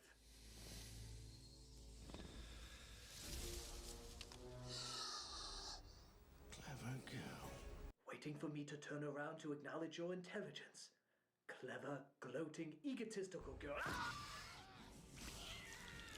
Yep, if you haven't noticed, these things are damn smart. Even when Grant leaves the kids alone in a building with no locked doors. How stupid. They manage to open up the doors, corner them in the kitchen, and yet somehow never manage to get these twerps. Yeah, you go on and on about how smart they are and how they can even track die-hard hunters, yet two little kids with literally no way out give them the slip? I mean, couldn't they just be like... Oh, Stephanie, could you be awesome and stand guard at the door while I sniff our dinner out? Of course, Vanessa. Thank you. No prob. Hey, did you hear about Andrea's spontaneous change of sex? Yeah, that was weird. So like I said, the kids get away and meet up with Grant and Sattler, who get them to the control room to turn everything back on, including the door locks. Which was kind of stupid, hooking up everyday door locks to their computer. Should have thought that one through. Spared no expense.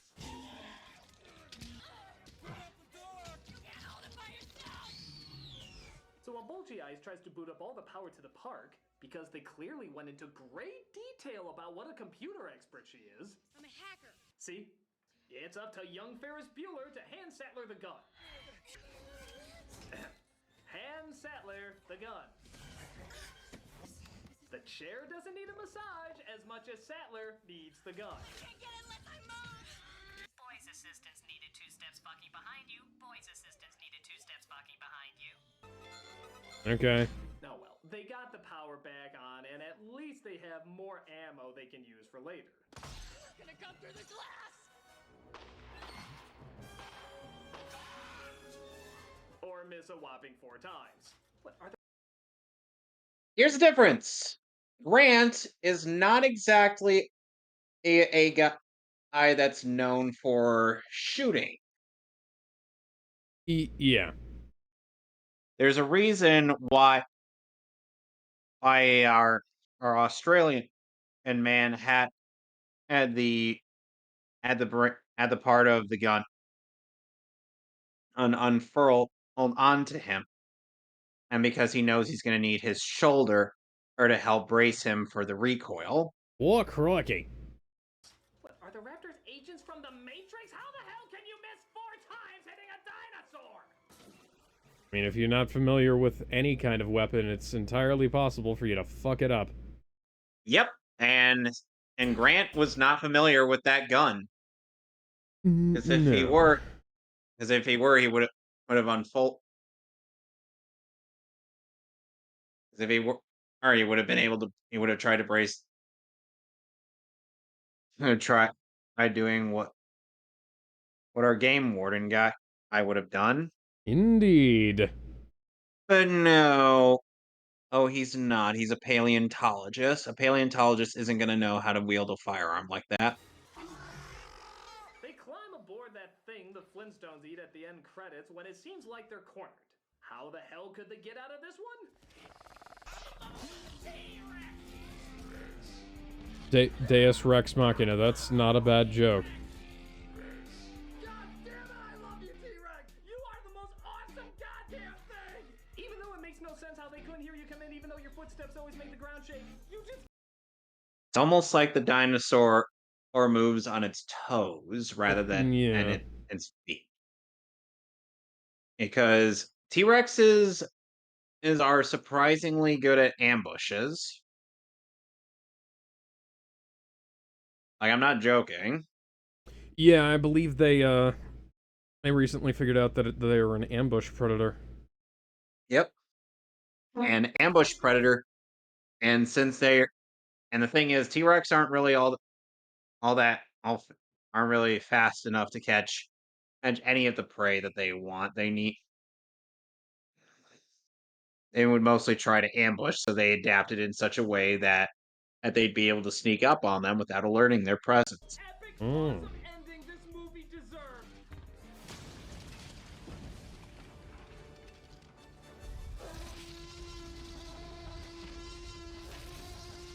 All she needs is a Okay. mic drop. I swear, that's the only thing missing. She fucking owns everything that ever existed. She just needs a mic drop. And thus, they all seem to make it out okay.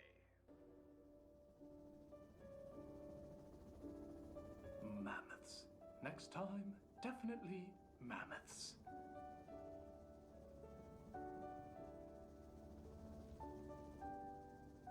Aw, my touching story arc is complete. Let's split in the 3rd film. Okay.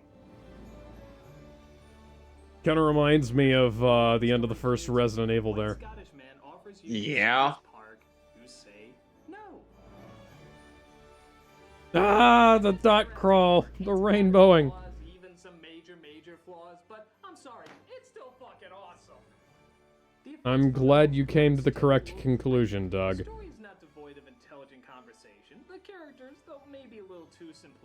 times are still likable, and it still has the size and scope to not only enchant but also scare. It's suspenseful and fun despite that there's some typical Spielberg moments, both good and bad. Not to mention just the straight up awesome factor. It knows what to give the audience and just how much suspension of disbelief we can lend to still enjoy it. As action-packed adventures go, this is one that is still a lot of fun and very impressive. And of course, let's be honest here, it made the T-Rex a motherfucking star again. Drop that mic, bitch!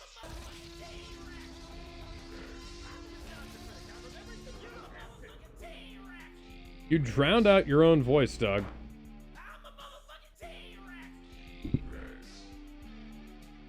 Okay, then. Oh, where is the... We're gonna go right to Jurassic Park 3. Yeah. I was gonna say, hey, give me a second here, but yeah.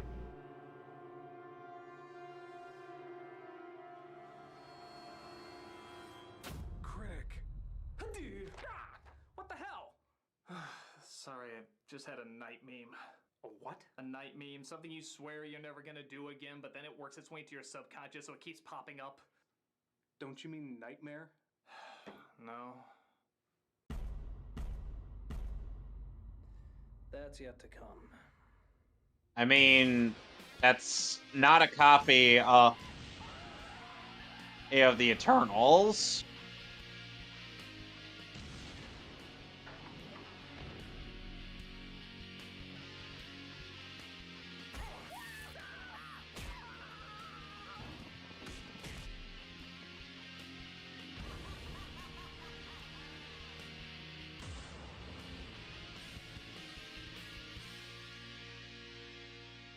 Hello, I'm the Nostalgia Critic guy. Remember it so you don't have to. Once upon a time, there was an awesome movie called Jurassic Park. Yes. Then it gave birth to a shitty sequel called The Lost World. No. And then that gave birth to The Lost Cause, Jurassic Park 3. Which, as we said before, is the first Jurassic movie to not be based off of a novel. Because Michael Crichton backed out of doing one for this movie, so they had nothing to base this off of, so they had to make shit up. When we find we're in a bind, we're totally screwed, but never mind. We'll pull something out of our behinds. We'll just make some shit up. It's a complete waste of time. But in a strange way, it kind of knows it's a waste of time. So it doesn't even try to be anything big and massive like its predecessors. On the one hand, it's kind of refreshing, as it's only an hour and a half long instead of 2.5 hours, and most of the time is focused on the dinosaur chases and not annoying characters. Well, I said... Okay, so, Doug, you're focusing on the entirely wrong thing about Jurassic World, Jurassic Park. But the punishment is so ridiculously lenient. Who is the artist for this? I would have sworn I've seen them somewhere before. The child wrongfully being punished or the parent not giving a crap if the punishment's effective.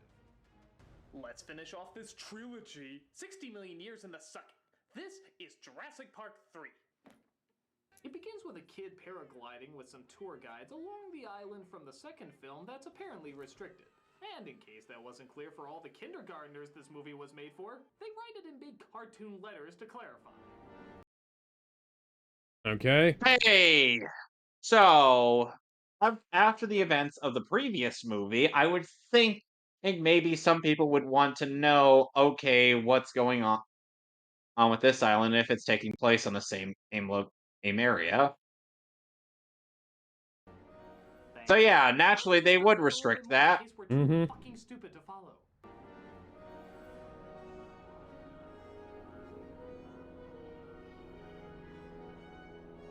Okay then. Yeah, the movie's pretty much emphasizing you'd have to be a goddamn idiot to go here, so we see some goddamn idiots who decide to go here.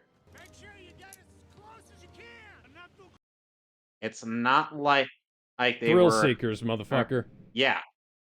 And plus, this is Amanda's soon-to-be husband, Ben, and her son Eric. I mean, come on. They know they're taking a kid and into a restricted area filled with fucking dinosaurs. What could possibly go? Yeah, after the dinosaurs eat the boat, the kid and the other guy, obviously they're just to get eaten, cut loose, and get blown onto the island. I mean, This leads us to you Dr. wouldn't Grant, know that a at the man who start. says he has no interest in returning to Jurassic Park unless he's paid a shit ton of money. He's played by Sam Neill, a man who says he has no interest in returning to Jurassic Park unless he's paid a shit ton of money. Hey, can't fault good casting. And what would be your source for this argument, Doug? Because I feel like Sam Neill probably liked the role enough to want to come back to it in a future movie. Yeah, I mean, he's not exactly phoning it in. No, he's not. Because, of course, Sam Neill's going to give a damn. He's great. And plus, us in this movie, we got William M.H. Macy here. Mm-hmm. He's also pretty good. Hi, Ellie. We see what absolutely nobody wanted to see. Dr. Grant and Dr. Sattler completely split up as she decided to They have a family weren't with an item.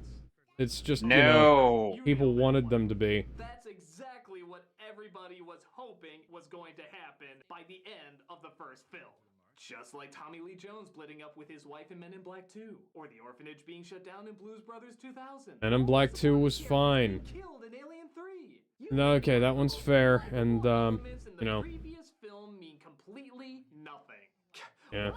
Blues Brothers 2000 is another one, too. You don't like this. You don't want to see this go anywhere. Do not focus on the heartwarming moment we're intentionally focusing on. Not every... Doug, to quote you at the end of Jurassic World, in your Jurassic World review, not every... They don't need to hook up by the end of it. Yeah. Like, again, this is something he goes back on when he gets to that movie, as we saw, and he's like, and he gets on the case of Chris Pratt and Bryce Dallas Howard's character, by being like, oh, they just don't seem to randomly hook up, and I'm like, we are informed of the fact that they used to date. He left her because she felt too controlling. He started to lean back towards her because she started to loosen up. They broke up between that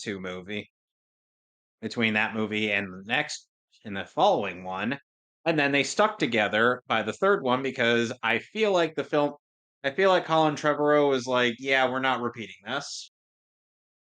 Yeah, it wouldn't have been a great idea. I don't know. Oh, yeah. Anyway. So Mark's been working for the State Department now. Yeah, what do you do, Mark? Yes, what do you do aside from pumping out children for my baby-obsessed former girlfriend? So what are you working on now? Yes, completely Still omitting not the fact that the guy, completely omitting what Ellie's current husbando does, which leads into the end of this movie. Because it's kind of an important plot point. Mm-hmm. Come on. There we go. The even stranger thing is, they still have chemistry. Yeah, notice Laura Dern's delivery of my favorite. That means she's not exactly all too enthused with the fact that he's still obsessed with velociraptors. Yeah. So I would not imagine they would want to be really an item if he's still going to be obsessed with these creatures that almost killed them. Even though if she takes some interest, as she's still... I want to see them figure out dinosaur shit. I mean, yeah, I agree with that. Wait a second. So we were right. I mean, they had the ability to vocalize. But nope. His girlfriend in this movie is replaced by this guy, Billy, played by Castor Troy's brother from Face Off. And this time, instead Could you maybe, like, actually get his real name? Swapping raptor voices. Get this, they recreate a raptor's vocal chamber. So they... Yeah, it's called 3D printing. He's getting scenes mixed up again. And he's You've at got that... shit out of order. He's at that... the next scene is when he's at that at panel where he's being asked where he's like, I did it. Does anybody have any questions? Does anybody have any questions not pertaining to Jurassic Park? He's getting these scenes out of order. Because that scene was meant to portray his current mindset, and this scene Yeah, is you meant to can't. portray You can't. why he goes back on that. Yeah, you can't have You can't edit the film out of order to create your criticism. Yeah. It's not flawlessly. It doesn't work the first time.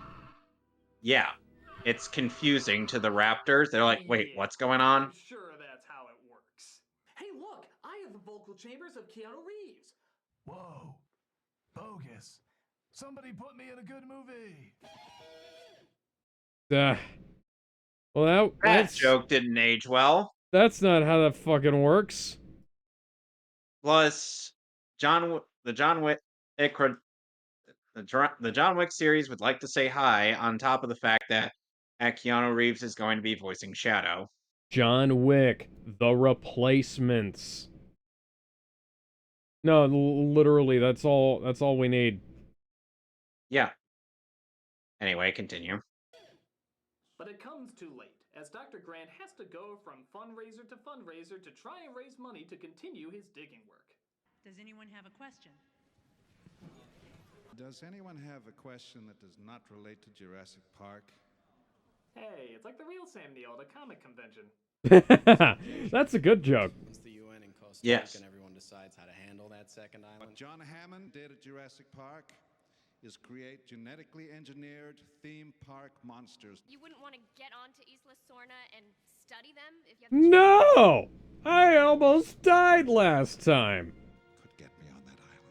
That's right. No force on heaven or Hi, William earth H. could Macy. possibly get him on that island. Except for the exact same thing that got him there in the first one. I could write all kinds of numbers on this check, Dr. Grant. He and Amanda Kirby are trying to bribe Dr. Grant, and based on what they know of him, they didn't know that he was never on Isla Sorna. Yeah, and he doesn't know and they which island they're talking about. Yeah, and they also and they're also lying. Yeah. As in, they're bullshitting the entire thing, and their fancy attire, the fact that they actually brought on mercenaries who we showcase before they take off. Of kind of would inform Grant that maybe they actually do have quite a bit of money, but no, they kind of blew their load on these guys. Mm-hmm. This expedition is All right, led by then. Paul Pussy and Amanda Pussy, played by William H. Macy Paul and Taya Kirby. who tell Dr. Grant they want to explore Taya Leone. on a plane for I've yet to see a good movie. I've yet to see her act in a good movie. He blindly agrees, but he can't Aside help from but this feel one. something terrible lies in the future.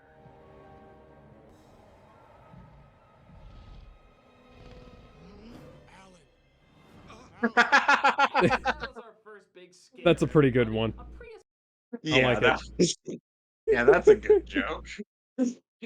Solid. Oh my god. So the weird thing is they ended up using a model of this movie's Raptors as opposed to the previous film's Raptors. Yeah, that's probably one of those instances of it's what they had at the time.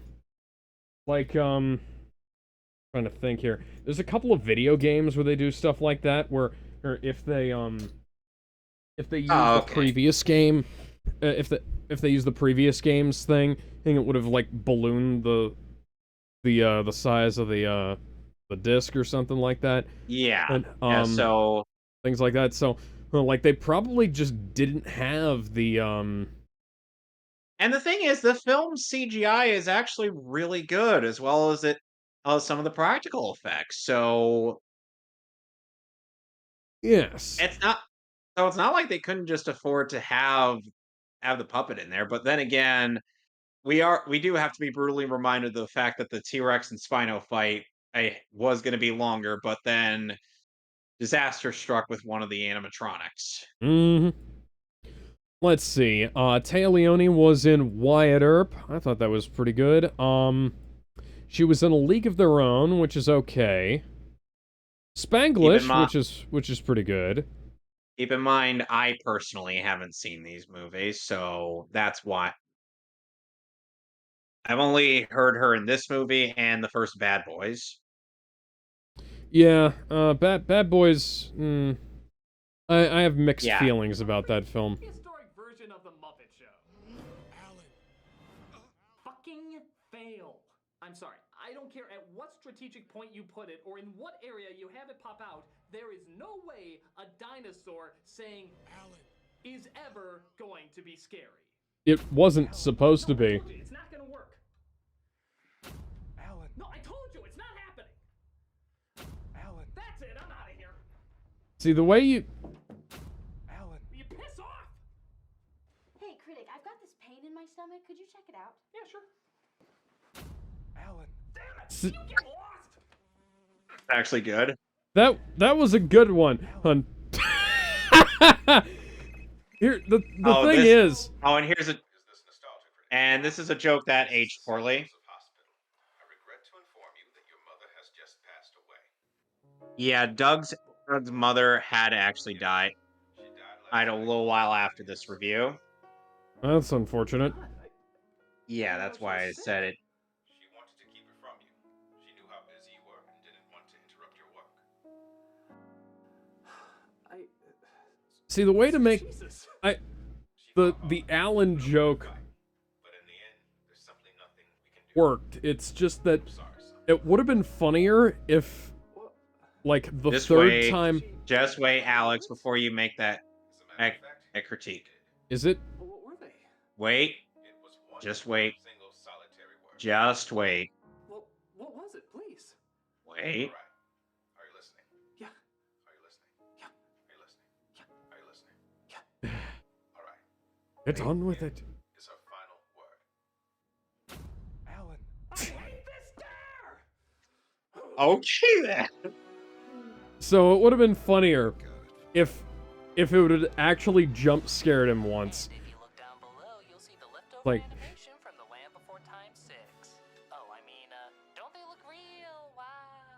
yeah, they look better than The Land Before Time 6. The Land Before Time 6 had terrible animation. Yeah? I haven't seen it, but I have seen the other direct-to-video films, and it's fucking awful. Yep. Of this journey wasn't to just go sightseeing, but to bring back their son who got lost while paragliding. They also have little to no money. I got 2 tickets to paradise. Won't you packing bags and we'll leave tonight?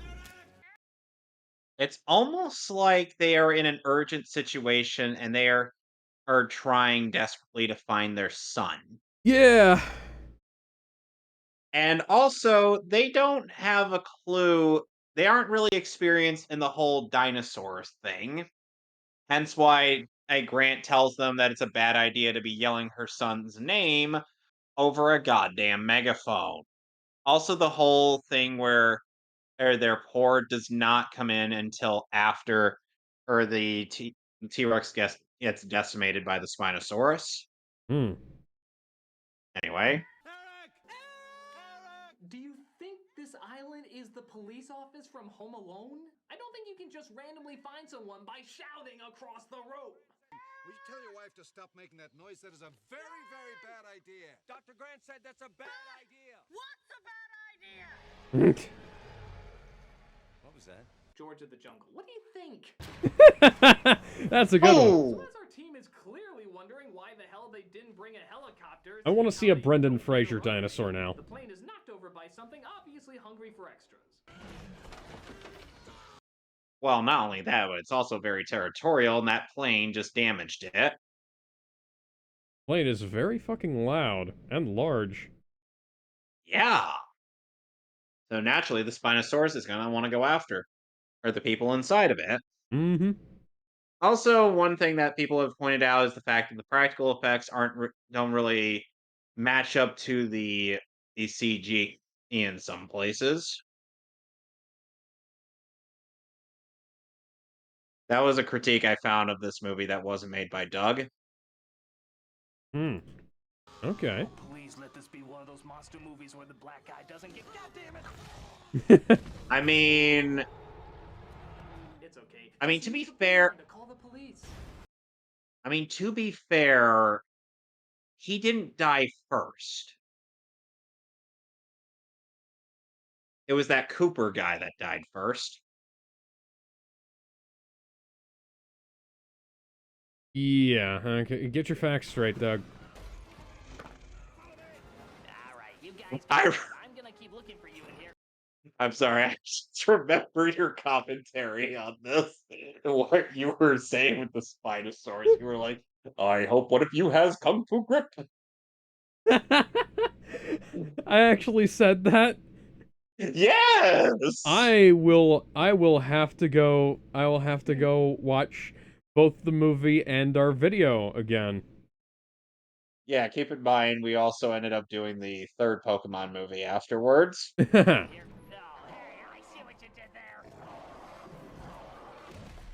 sure enough, who makes another appearance? I'm a motherfucking T-Rex!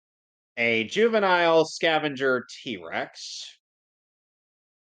Not exactly the badass from the first movie. That is not the same T-Rex. Also, it's colored green. Mm-hmm. So, yeah. Go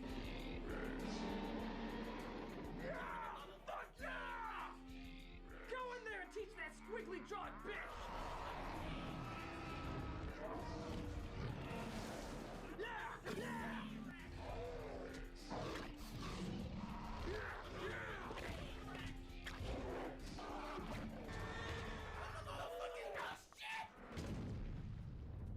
Ouch. The new hotness versus the old and busted. But yeah, the OG T-Rex is not on this island, Doug.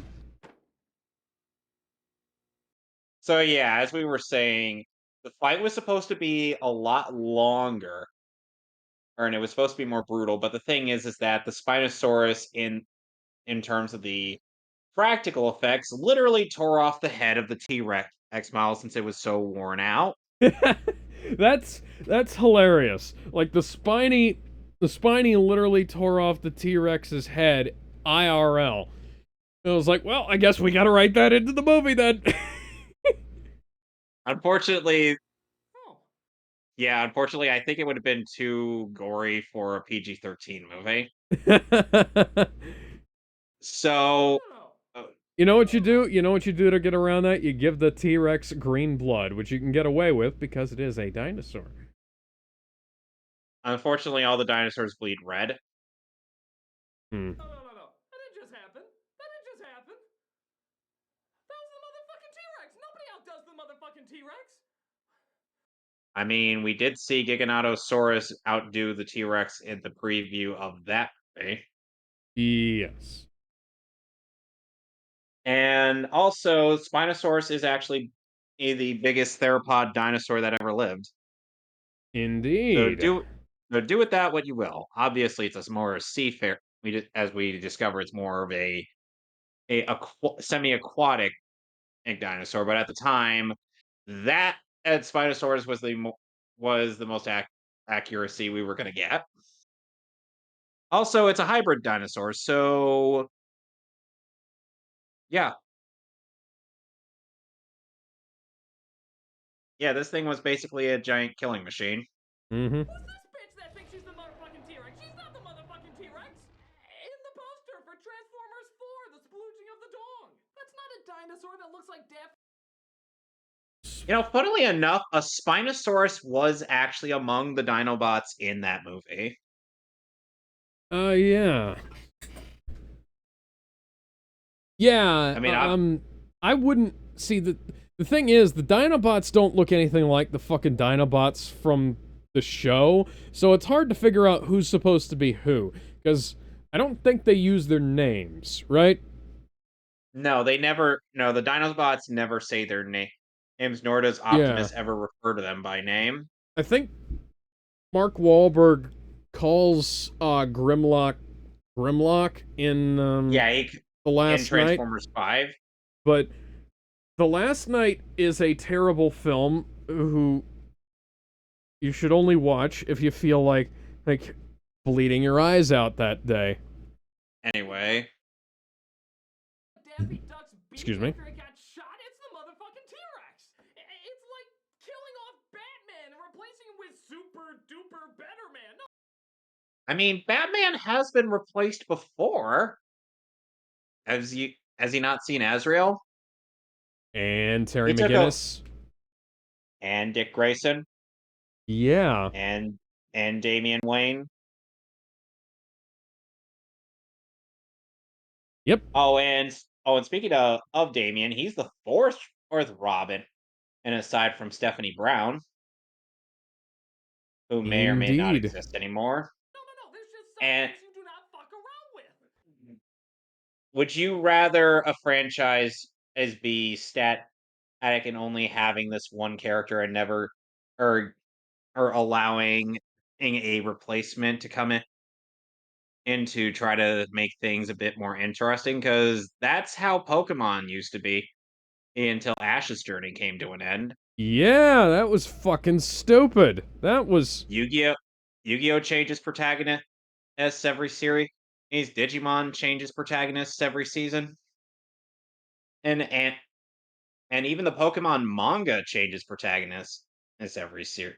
Yeah. Hell, Power Rangers isn't the same MMPR group every series. Now, here's the thing. If they'd have managed... They would have stuck with the MMPR guys for as long as possible if they could have. But it got to a point like Saban was fucking abusive on that set.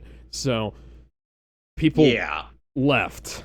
It's like taking a kid's favorite toy and being like, "Hey there, kiddo. You like your Dora the Explorer doll?" Sure do.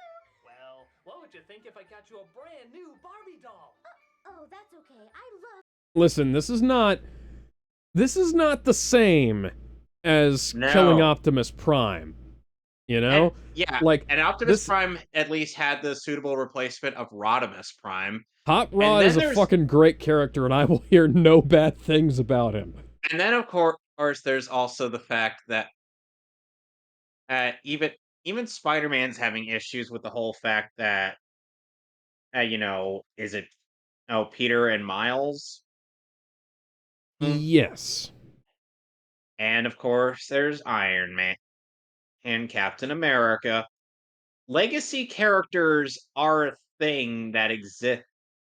And this franchise just gave us ended up building up the Spinosaurus as like he's the new hotness, as you said. He's like the big deep.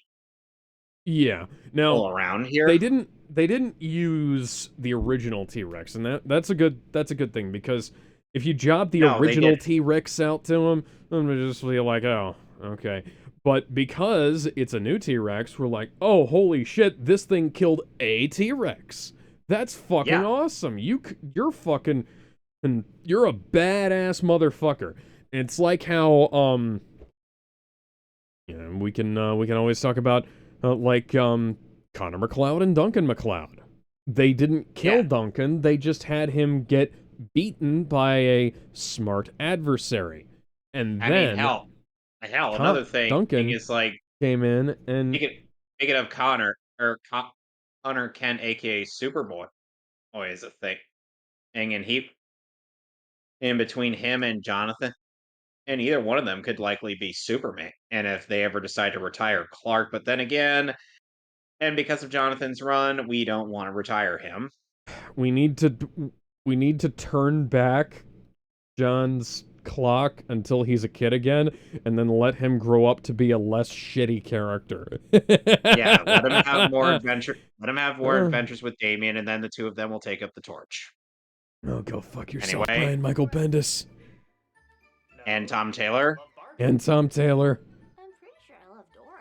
Look at that, Barbie killed Dora. Now you have to love Barbie. Poor Dora. You will care nothing for her. You instead love your Barbie doll. I don't want to. You will love her. And this is why they didn't have Hot Rod kill Optimus. Wow. They had They had one of the villains do it. Can you really fucking blame Yeah. me for seeing the motherfucking This is a different antagonist too. I need a money to the greatest dinosaur who ever existed. Doug, at this point in time, you should understand that the original T-Rex is not dead. Those were not even the same design. I mean, hell, the original T-Rex ended up assisting in killing off Giganotosaurus. Uh-huh. So after the T-Rex is killed by the Who Cares-osaurus, Dr. Grant lets It's a out his Spinosaurus. on Mr. and Mrs. Pussy. No. Please don't. Stop, please. And as is typical with every Taya Leone performance, Willy Wonka feigning interest still comes off as more convincing. Please don't. Stop, please. Stop, don't come back. The whole movie, she's like a robot who's trying to figure out this human thing called emotion. Because we have permission to fly low. You're not going to look for Dr. Grant? You drive 5 miles under the speed limit, Paul. She Why was are we tired in using- one of those scenes. Yeah. Why is Doug using a lot of not very good examples to illustrate his point? This is like Cosmonaut Variety Hour muting the fucking Foley and music and stuff in that shot of Superman and trying to say that the delivery is shit there. It's like, no, that's not how that works. No, it's not. Anyway. Shot this the morning they disappeared. If he'd been with you, he'd be completely safe. We even have 2 seats reserved on the first commercial flight to the moon. I find it extremely difficult to predict what you will find acceptable. Perhaps hunger will compel you to try it again. It also doesn't help that she breathes through her mouth more than Kristen Stewart does. Look at this scene. She doesn't say a line conveying emotion or anything. It just holds on her fucking leaving her mouth open. It's really kind of baffling. I can't know that. Also, she's expressing an emotion here. It's not just bleh. Big fucking amount of luck. They Kinda- find the kid's parachute as well as Ben, the guy who was paragliding with him. Or at least what's left of him. That's interesting.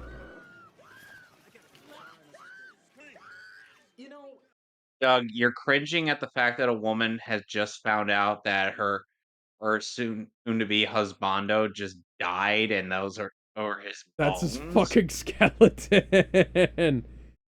Like, she is understandably shocked and frightened out of her mind, and now that she ends up having Hostile to process. territory.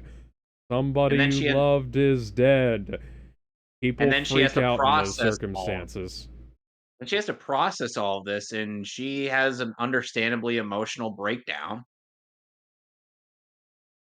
I'm like, hey, I don't even want to imagine what dinosaur ended up getting to him. Mm. I didn't think it was possible to out-Capshaw Kate Capshaw, but lady, you are seriously cutting off the nuts of my patient. Okay, you're free. I'm gonna go star in an Adam Sandler movie to make his acting look good. Get her back, Mr. Kirby. What? But they come across People, the safest of but people generally don't. Spanglish was really good. Things don't get any better when they come across a research lab where the worst kind of raptor is waiting. The Mohawk Raptor. Okay. The raptors in this movie actually do look really good. Yeah, like they have a nice little tribal thing going on with their coloration, as well as the little hair. Hers are probably feather. Hers on the top of the male raptors. And of course, they have a hierarchy that is clearly established, with the female being the top dog. Yeah. They're basically like hyenas in that regard. Which I feel sorry for pretty any good of the designs, males. I'd say. To which I feel sorry for any of the males in that pack. Uh-huh. Dude, I just want to be the drummer for Blink 182. What? He's calling for help. I'm intrigued by this thing I said I'd never be intrigued Hang on. by in the opening. Well, He says no, he he wouldn't didn't. be intrigued by it. No, No. he said he would never go back there. Yeah. He's still intrigued by the raptor, even telling Ellie about the fact that and now they know for sure that they vocalized, So right? hang on. They effectively communicated. So there are several drummers from Blink-182. There is Mike Kroll, Byron McMacken, sorry, Josh Freese, Damon De La Paz, Brooks Wackerman, Travis Barker, and Scott Rayner. I don't think any of those are named Alan. Which one are you referring to? So the Raptors let out the call of Darth Vader with mucus buildup. That's the sound that the raptors made in the first movie. Yeah, that's the same fucking thing. How did he not know that is when and prior to the year in which he did this review, he reviewed the first film. I don't know. That's how they communicate. Everyone gets to safety except Grant.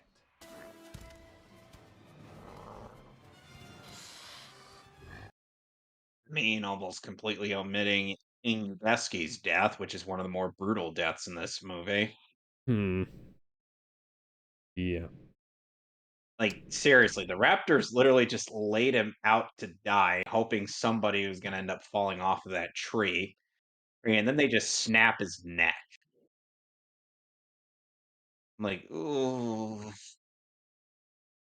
Like, they didn't even kill him because they didn't even kill him to hunt him.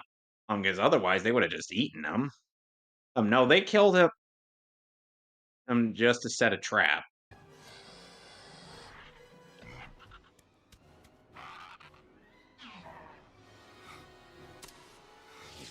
Oh no! Maybe we should have actually eaten him instead of looking at him for a couple seconds. I just wanted another one to say clever girl. Julie! I'm sorry. It was just so cool when he said it. I just wanted to hear somebody else say it again. You are so insecure, Julie. Shut up! You shut up! That's actually pretty clever dubbing. He comes in to save the day, which turns out to be Eric Von Plotpoint. When Jen cleared out, they left a lot of Eric stuff. Kirby. Any weapons? No, I just used the last of the gas grenades. Eric, I had to tell you, I'm astonished that you've lasted 8 weeks on this island. Is that all it's been? Okay, I'm for strong kid characters. Yeah, that's... More to the story aside from being a helpless waif. That look on his face is just like... On his fucking own? On a goddamn island filled with dinosaurs? Jesus Christ, that's... It's only been 8 weeks, it feels like it's been fucking decades. Well, not only that, it's like it's like he feels like he's been there forever. Mm-hmm. That's often what happens when you're by yourself and you've had to survive for this long. Shitty situations, you'll feel like go on for much longer than good ones. Because time flies when you're having fun, but it crawls along slowly when you're suffering. The most... Like, when I had a torn rib, like 8-9 years ago now, and, like, that, the 3 days I was laid up with that sticks in my head as one of the most painful experiences of my entire life. Why the hell did we even need to rescue this kid? We could just Felt like about a week. paper clips and a balloon and he'd have an army-style raft in a millisecond. No, he wouldn't. That's grossly overestimating him. Is he MacGyver? He's not. No? Okay. He just happens to have found a bunch of tools that he made use out of. No, yeah. Being crafty in a bad situation does not mean that you can do anything to get out of it. And like, even MacGyver couldn't work magic. Saving that kid, he should be saving them. Did you read Malcolm's book? It was kind of preachy. And too much chaos. Everything's chaos. It seemed like the guy was kind of high on himself. That and he included all his ums. Who does that? You did. Congratulations, Doug. You made it funny. You made the Jeff Goldblum joke funny. And then they finally reunite. Good job, Doug. We're proud of you. However, strangely enough, neither It's like the fart joke from Master of Disguise.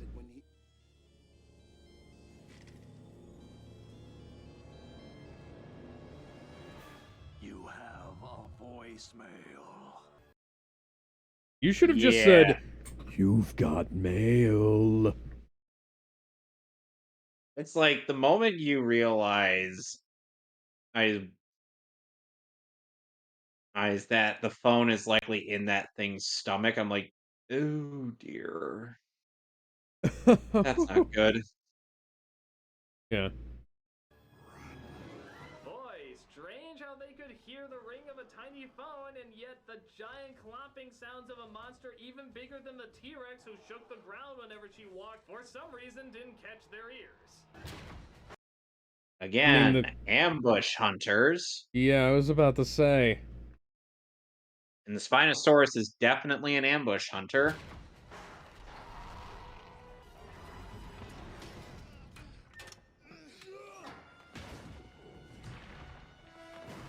Yes, obviously, if she could crash through a giant spike-filled gate, surely a small steel door would be too much for her. A small steel door that is reinforced compared to a gate that's long since given up the ghost. Yeah, I was gonna say, like, are we seriously comparing these apples to these oranges, Doug? I'm sure she shares in the same pain as the aliens from Science. But we do discover why the Raptors have been pursuing them as that long movie as they was were. fucking stupid, Doug. Fucking expert on dinosaurs thought stealing a few eggs wouldn't piss them off at all. They came to a... I'm sorry, the aliens in Signs came to a planet called, Earth. Came to a planet called Earth, which has, like, 70-80% water on it, when their two weaknesses are water and wood. And guess what most of this planet is fucking covered in? Water and wood. Yep. They seem... to fund the dig site another 10 more years, but I did it with the best intentions. I had only the best of intentions. Imaginable have been done with the best intentions. Just look at every Academy Awards show. So he decides there's only one thing to do with the eggs.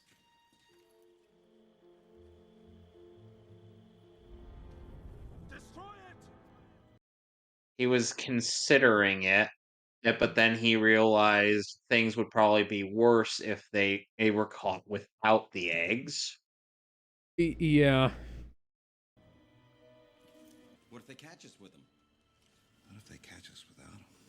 I thought we agreed we do not negotiate with raptors. So Indiana Schmo tries to lead them out safely, but guess what the fuck they come across? More dinosaurs!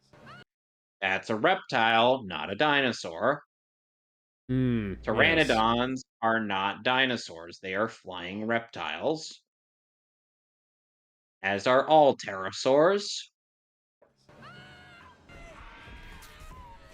god, Terry's never been the same since they canceled Pee-wee's Playhouse. Will you come outside What? and play with me? Will you go outside and play with me now? I don't follow this joke. It's a... Okay, so it's a reference to Pee-wee's Playhouse. Pee-wee's Playhouse was a very good, very funny television I am series. aware that this is a reference to Pee-wee's Playhouse, but who the hell is Terry? This is a side character puppet thing. Okay, then. Like a stuffed pteranodon. Kids to work for their food? I know whenever I feed a baby, I put the food at least 5 feet away from them. Lazy bastards should work for their own damn grub. Of course, he manages to pack the parachute perfectly, despite it being ripped up by a tree, and manages to save the kid.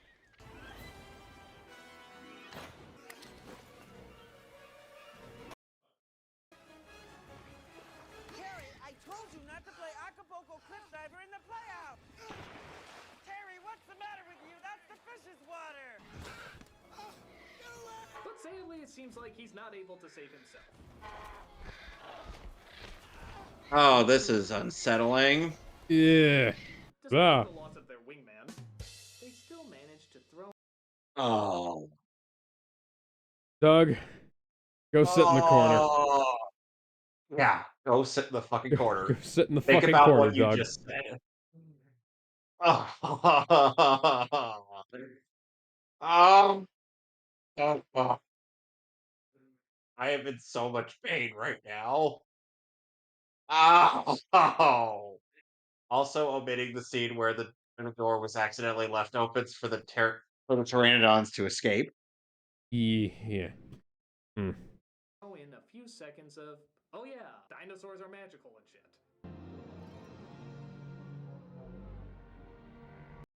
Yeah, because some of them mind their own business. Some of them like aren't these. out.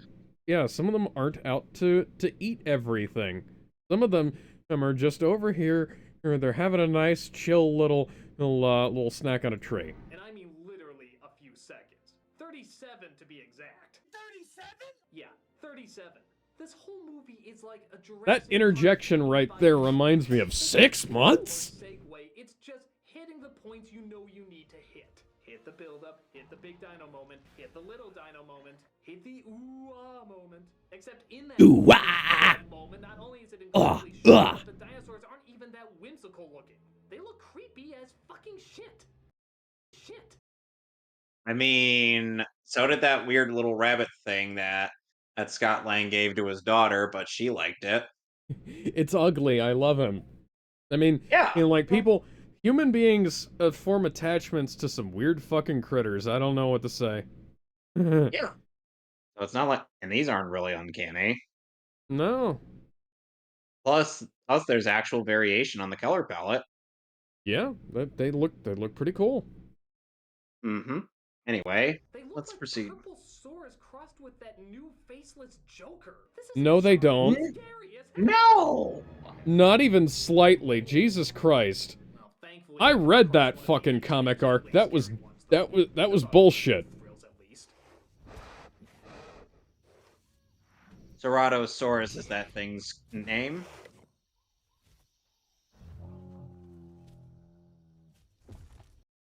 Yeah, it smelled the shit and decided, you know what? I'm not gonna be around for this. Goodbye. Mm-hmm. Because that was the Spinosaurus dung. Mm-hmm. And usually when a dinosaur smells a larger dinosaur or his bodily fluids or dumpings, they know to GTFO. Indeed. Okay, I think I figured out the problem here. All the dinosaurs that are supposed to be really threatening are either laughably useless or distractingly cute, and all the dinosaurs that are supposed to be harmless or terrifyingly frightening or The one with the blood-red face is distractingly cute to you. Well, I'm glad to know what your standards are, Doug. I don't know why, but as Flintstoneosaurus attacks yet again. Flintstoneosaurus, what? What is this dinosaur's deal with these guys? It's not like there isn't bigger game to chase. Hell, It's almost like these guys ended up causing it harm.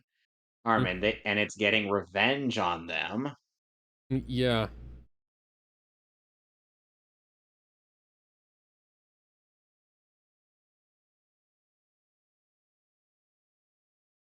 the fucking T-Rex probably would have fed her for a month. So why does she keep going after them? Maybe to dinosaurs, all people look like running middle fingers. Hey, it makes about as much sense as any other reason. But Grant finally manages to get the cell phone to work. So, who does he call? The police? The army? The navy? Okay. He calls the person who has he calls the person he knows who has connections to those people. And who can who will definitely know what he's doing and definitely know oh he's not making this up. Come on. Come on. Unfortunately, the kid gets distracted by the irony channel, and they have to fight the dino off themselves. Barney is a dinosaur. I will fucking kill you. Oh my god. There, that was scarier than most of the other dinosaurs in this movie. But they managed to swim their way out just in time to paint number action breakup dialogue. Oh, it doesn't matter what it is they talk about. It could be anything. Really, fucking anything. Just to make people think they're... It's almost these this family is now reconciling with each other. Aaron talking about the good times they had.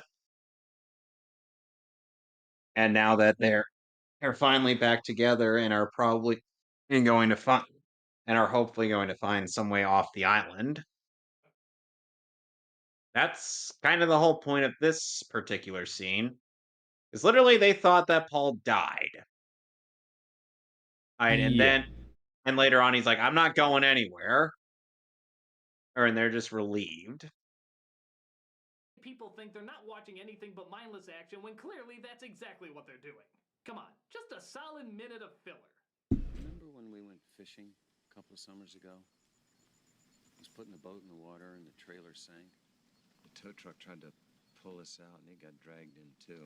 The truck driver wanted to knock my lights out. I miss fishing.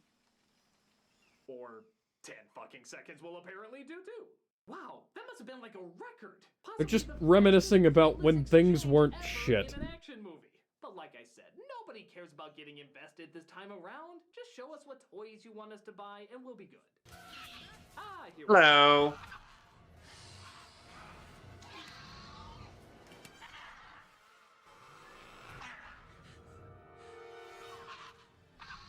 Okay, these are built up as like the greatest hunters.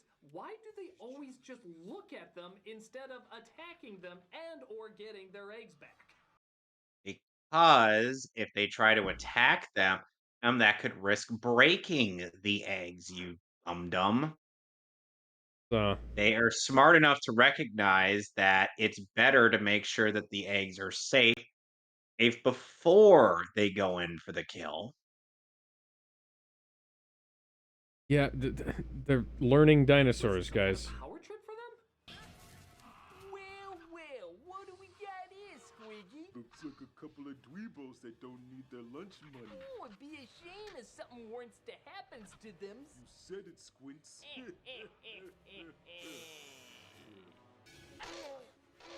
But, of course, Grant manages to communicate with them via bullshit horn. The translation might have gotten a little jumbled, though.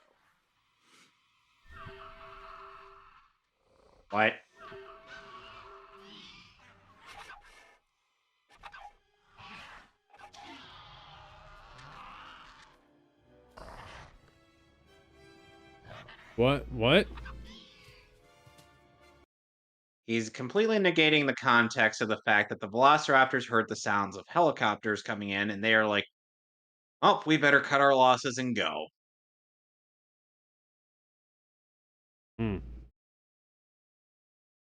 That was literally the whole point of why they left them. They manage, of course, to get away and come across... Hello. a scene from Lost? As it turns out, Sattler called the right people to save the day. Thank God we dropped off that guy in the suit totally alone ahead of time, or else you'd be less likely to commit that visual to memory. Okay, hold on. So a scientist who's not very rich or famous gets help to go after... She was on Jurassic Park. ...rich or famous and gets the fucking army. But when a little kid who would obviously make headlines if he showed up dead is in trouble, what do we get?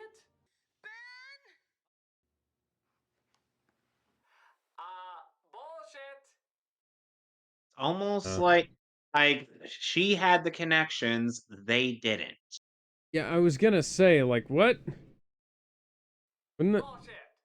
This would have. Even Billy seems to have somehow made it out okay. I don't know, the movie doesn't care to explain it, why should we care to hear it?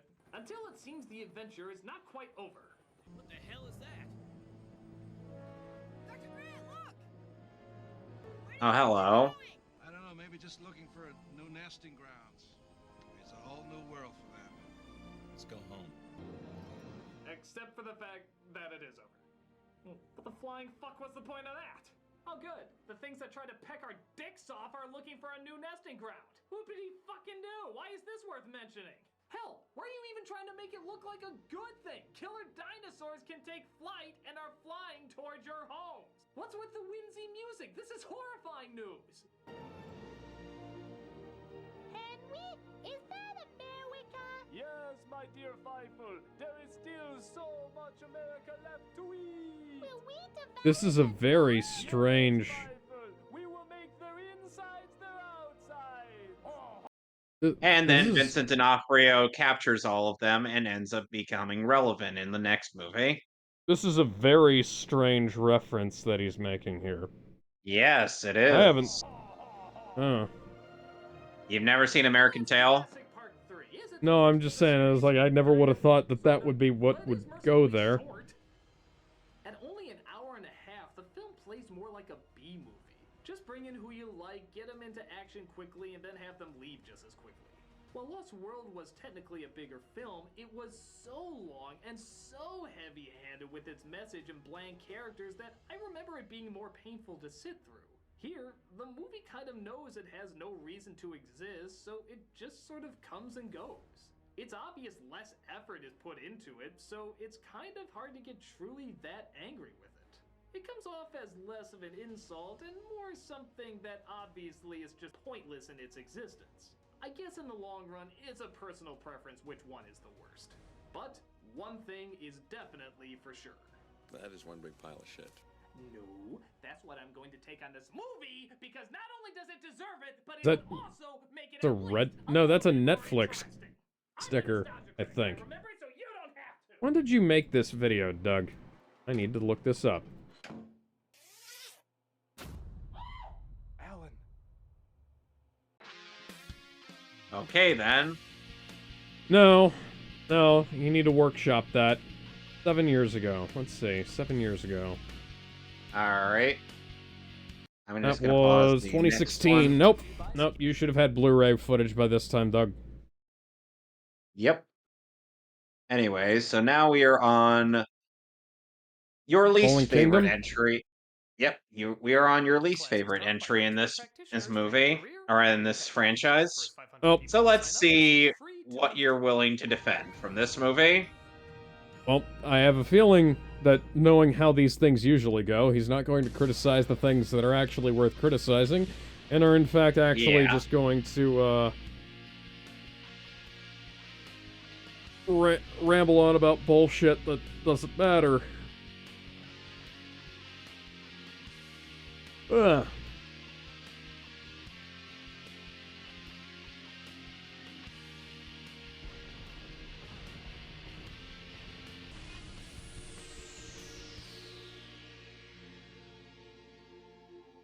Hello, I'm the Nostalgia Critic. I remember it so you don't have to. My God, that was amazing. Even better than I remember it. I spared no expense. Apologies, but John Hammond is here to convince us why there should be another Jurassic Park sequel. He just got done showing us the first one, I guess. It's just as spectacular as when I first saw it. Even after all these years, my God, how did you do it? I'll show you. Now, this is a Jurassic Park movie. Hello, I am a Jurassic Park movie. But if we were That's to actually a pretty good impression. of the movie's genius, John, that hurt. Relax, John. It's all part of the miracle of lazy cloning.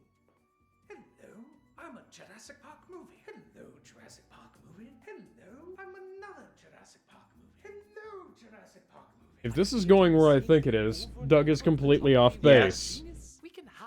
So Doug is completely off base. Yeah, he genuinely thinks every movie is the same as the first. Humility before great filmmaking that's being displayed here staggers me. Whoa. Yeah, I just want to relive my nostalgia without questioning why I'm a social media addict who doesn't like change. Now, let him talk. I want to hear everybody's viewpoint before I automatically disagree with it. I mean, don't you see the danger in what you're doing here? Jurassic Park is one of the coolest, most groundbreaking movies ever made, and you wield it like an Alien vs. Predator sequel. I don't think you're giving our sequels enough credit. Haven't you noticed each sequel is getting dumber with every clone? I'm Jurassic Park 3. I put numbers in the titles now. I'm Jurassic World. Somehow not saying Park makes me a reboot. It's like that Michael Keaton movie from the 90s no one No, remembers.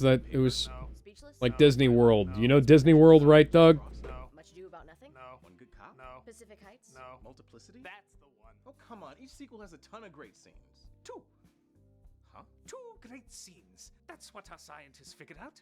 You only need 2 great scenes to keep people coming back. Lost World had the glass breaking and the T-Rex running in the city. 3 had the pterodactyls and the T-Rex fight. Pteranodon. World had the opening and that ending with the T-Rex. Oh, mommy, look at the T-Rex, and then she's running around in her high heels, and then Blue comes out of nowhere, and before you know it, the Meg jumps out of the water, and then chomp, and everybody's applauding, going, goodness gracious me. So by having only 2 good moments, we can have the same idiot characters doing the same idiot things, and nobody cares. You stood on the shoulders of geniuses to They're accomplish not- something as fast as you could, and before you even knew what you had, you patented it and You're packaged it. reusing this joke. It wasn't funny back when you did in Jurassic Park 2. Anyone else feel weird that he's getting the Ian Malcolm dialogue? Because my name is literally Malcolm. How long is it gonna take before doing the exact same thing over and over doesn't lead to 2 great scenes anymore? Oh, you gave a funny line to Malcolm. What are your sequels doing? Feeding Grant? Grant! No! You cannot feed that much!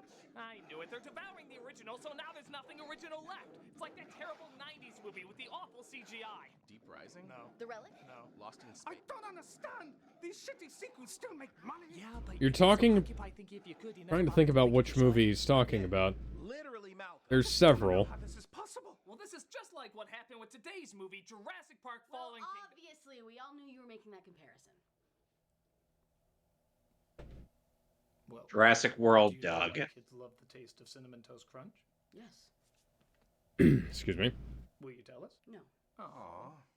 Okay, then.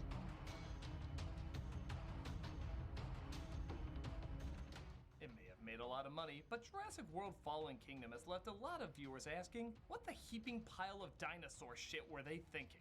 Not only does it have little to nothing new in it, but the idiotic decisions made in this movie are so massive and so mind-blowing that you feel like that one pilot in Return of the Jedi.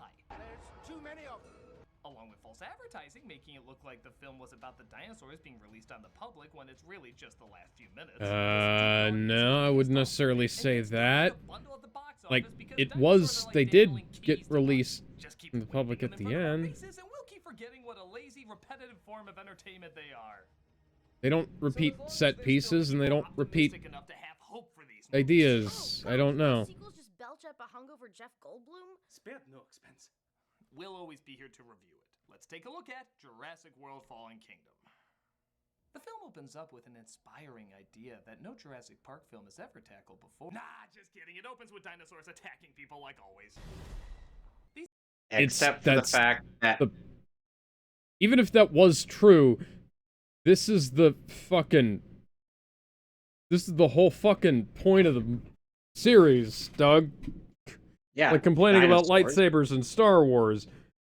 which Come people on. also seemingly have in the prequel trilogy. Uh-huh. Anyway, the context of that scene is that those submariners were looking for a DNA of the Indominus Rex so they could preserve it, and that was what went into the Indoraptor. Or these Nimrods are working for the guy that looks like discount Ryan Reynolds in my eyes. That's a good one. These guys are sneaking into the now closed park due to reconstruction and peeling tourists out of teeth, as they know this is a dangerous and illegal mission, so they smartly bring no weapons at all. They're not looking to pick fights with dinosaurs. They're looking to get DNA and get out. Yeah. Also, Mahler and several other reviewers have made numerous criticisms of this movie that Doug doesn't.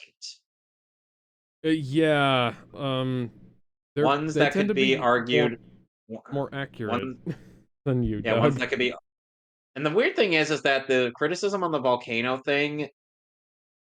Here's the thing: Isla Nublar was actually built on a volcano, on an active volcano. Yeah, Because that was a plot point. It has thermo something in it. It has hydrothermal energy, I think. Yeah. Yes, and also which makes it easy to power the place and whatnot. And also, oh, the volcano has a name as according to the Telltale game. Hmm. Okay. I don't know what this means. What does this mean? Is this a gang sign? Are you in a gang? Don't join.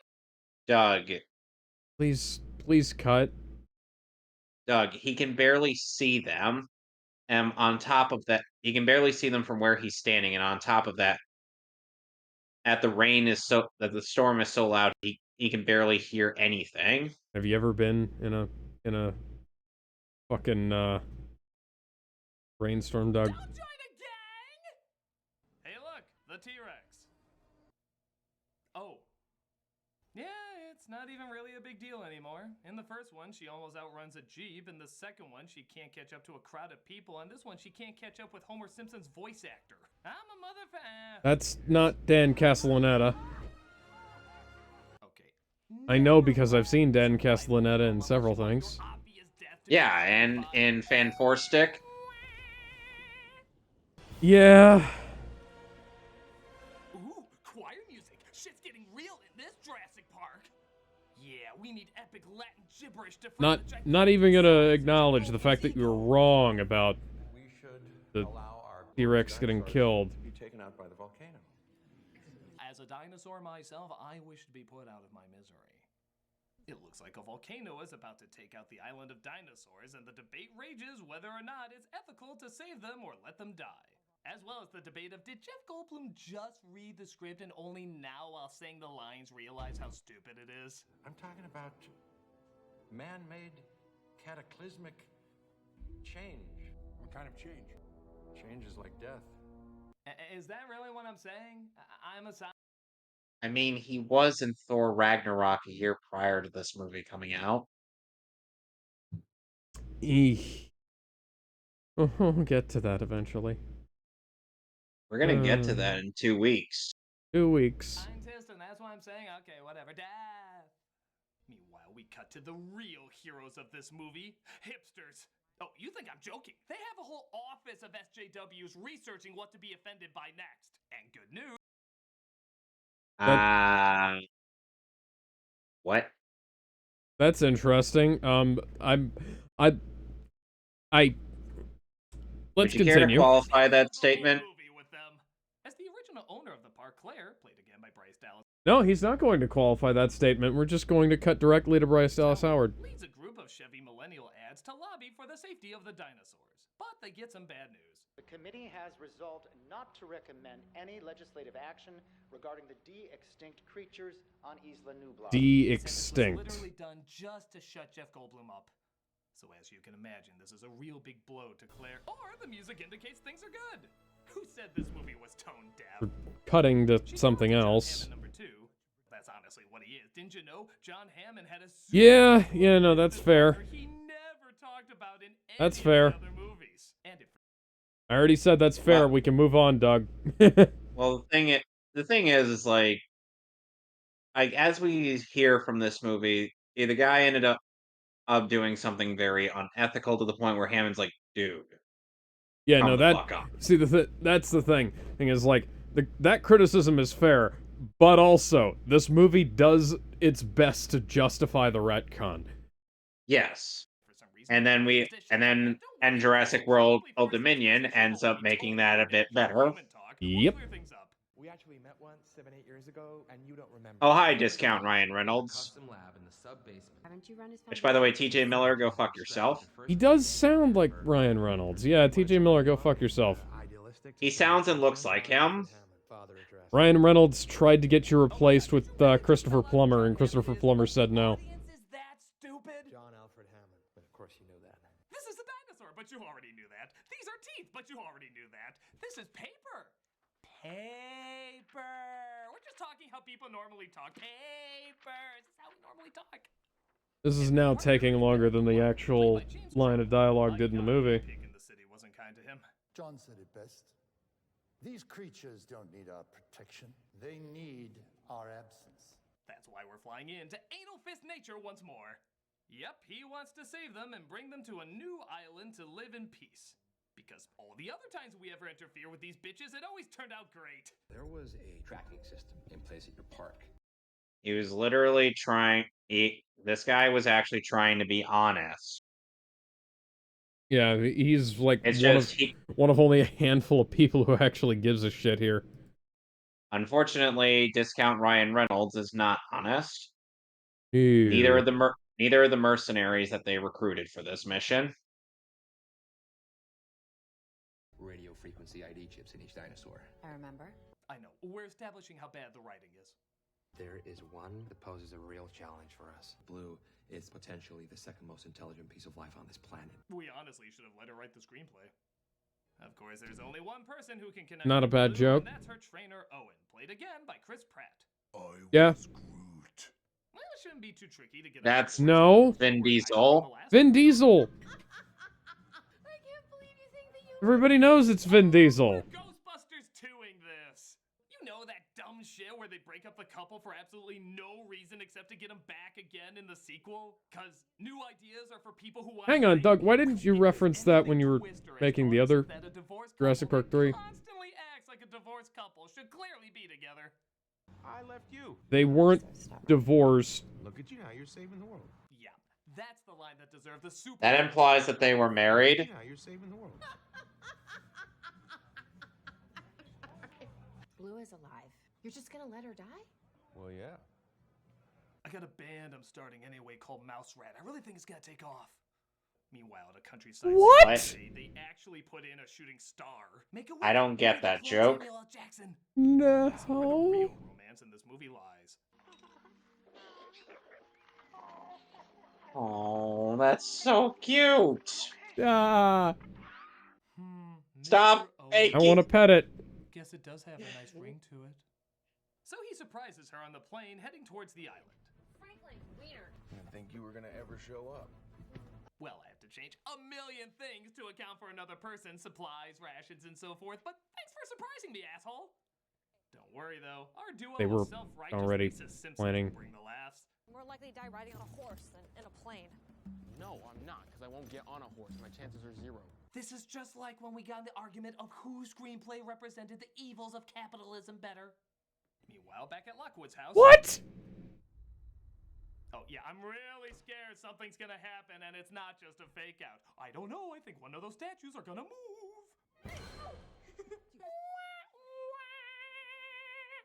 This is Maisie, Lockwood's granddaughter he cares for after his daughter died in a car crash. I don't want a bath. Queen's English girl. Bath. Bath. Bath. Bath. You're not a wild animal. It doesn't matter how charming an actress you are, honey, you will be the worst part of this movie. What? Mother's wicked sense of humor. Do I look like her? Oh, yes. Well, we took enough notes to make sure. I mean, what strong genes? We're not playing this goddamn music again. Let me look up who did the score for this movie. Giacchino, I believe. Oh yeah, you're right.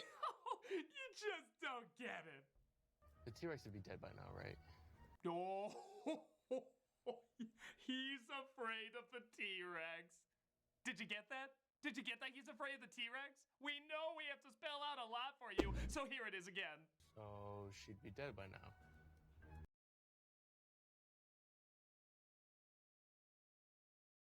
Okay.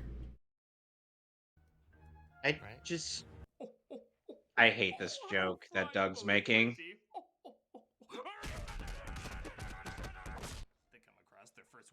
Why do you want to beat up a nerd? I'm just gonna guess and say Piranha. You're getting He's a shoved in a bully. locker, dog. Yep. Oh yeah, Giacchino did the whole trilogy for Jurassic World. Okay. Dinosaurs, because that's always the one they make whimsically beautiful. Is it weird that your dinosaur movies show very few kinds of dinosaurs? Get a load of this. They're marketable dinosaurs. It's why. Okay, so it's why when you go to the zoo, they have elephants and lions, and tigers and gorillas. People want to see those. That's the thing. People want to see the. People want to see the brontosaurus. Brachiosaurus. The long neck.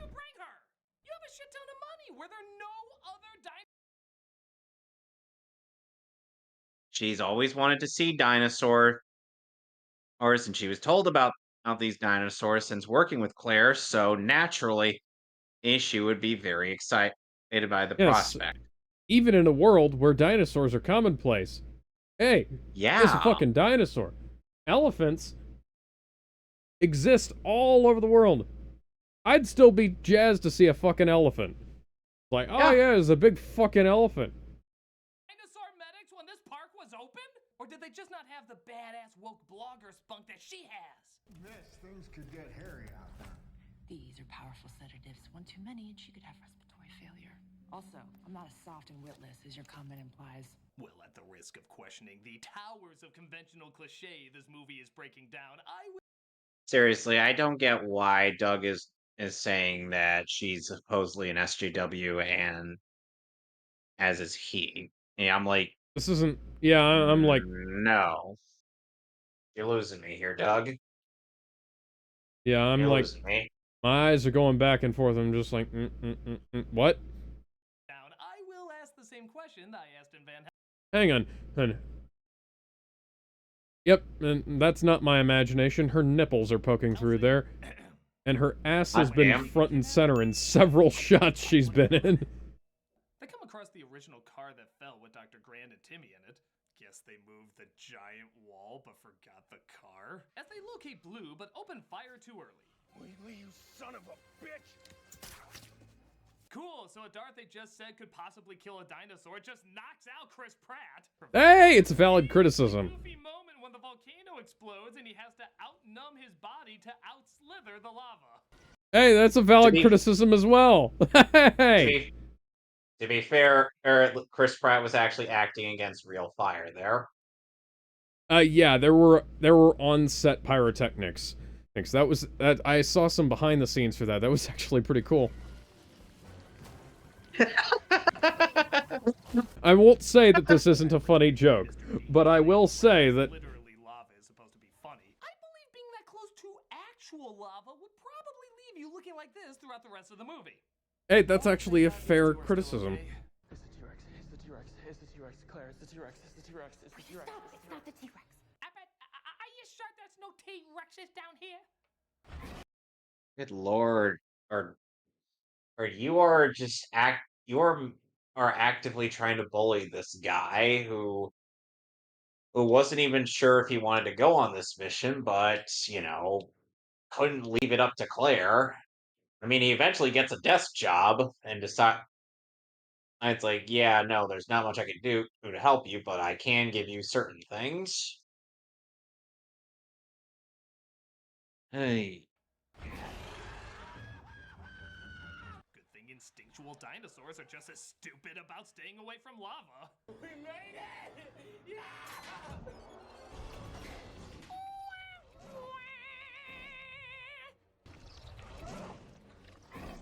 Climb, douchebag. Go up! Go up! Christ, even Shaggy and Scoopy are making fun of what a coward you are. Wow, He's- what a pussy. Why are you bullying No. the bespectacled nerd?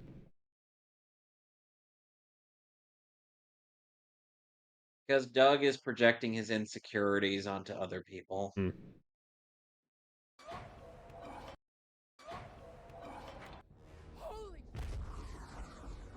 Yes, this movie can kill tons of people, but it can't say the S word. The cementing Doug, of can the you... PG-13 genius can... Doug, I desperately need you to clean your camera lens. Oh, yeah, that'll work. Also, that was fair. Oh. Okay. I thought that only worked with Coke machines and Dennis Rodman. Shows what I know. no, I have to stand still, slowly back away, and then just stare blankly at it rather than take a millisecond to step inside. They can't track you if you act really stupid. It's almost like he's trying to be cautious around an unpredictable carnivore. Mm-hmm. But the T-Rex makes her big entrance, which we Listen. already saw, so it's not a big deal, but man, they tried to make it one. It's different scenes. It's different scenes, buddy. You know she really is a drama queen. She's like the ultimate photo bomber. I can totally see a post on her Instagram being like, Oh my god, guys. I just happened to be roaring for no reason when a volcano totally erupted. What are the chances, right? Like and follow or I'll eat you. This isn't funny, Doug. Can you cut? No, it's not. The film's credit, the only good suspenseful scene where Claire and Franklin almost drowned. But maybe I love it because Claire and Franklin almost drowned. Pratt gets them out and they see the dinosaurs are being taken captive. Well, too bad it's such a long distance away and they couldn't possibly... Mahler points out the gyrosphere, or his little glass thing, but the thing is like the issue with that criticism is the fact that that thing's been out for years. I don't think it will last against a Magnum. Yeah. Aside from that, bulletproof glass is, as we stated during our little watch through of it, not entirely bulletproof. It's bullet resistant. Yeah, it's like a bulletproof vest. Walk there in seconds and find the men are kidnapping the dinosaurs for their own terrible means. Continue to be late 90s Disney villains and talk about how you're only interested in the money. I want that money. They're literally mercenaries.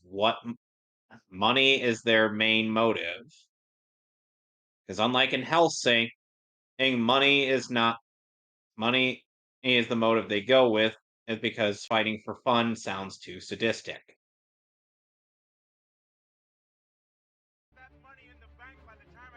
I want that bonus. We got the blue one. I want my bonus! Oh, and be sure to take an evil trophy to add to your evil collection, even though a friggin' volcano is exploding and seconds count. You're gonna feel that when you wake up. Yeah, it's fair. This'll make a great necklace for my woman's suit. That was a good reference. Boat while driving a truck, and nobody seems to notice. Fuck me hard. She wore a hat that instantly disguises one of the most famous faces the world had ever known for a while. Isn't that the lady who owned the park we were just? Hey, if they wouldn't recognize her by the face, they'd recognize her by something else. Yeah. That fucking dump truck she's hauling around. I'm gonna need you to clear out. Critic, it's me. Tamara! Where did you come from? Did you see that random stranger wearing a hat? Critic, it's me. Witchcraft! The logic of Fallen Kingdom has not led me astray. Let me try something. There's a Superman comic where they do this. It was funnier than this. Okay, I need a shot of something. In keeping with the film's flawlessly constructed tone, the dinosaurs that were trying to I got kill shivers from how cringy that was. we're immediately supposed to feel sorry for now. That's Brachiosaurus! Wow, it's like that incredibly smooth transition they had in the first film. It's... The Brachiosaurus was not a danger. He was a friendly creature. That's why it's... That's why it's sad to see him dying.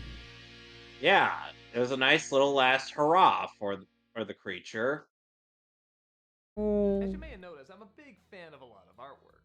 Yes, we have. Artists and so many great styles. I love collecting. I also like the description. Will get their first 2 months free to try it out, risk-free.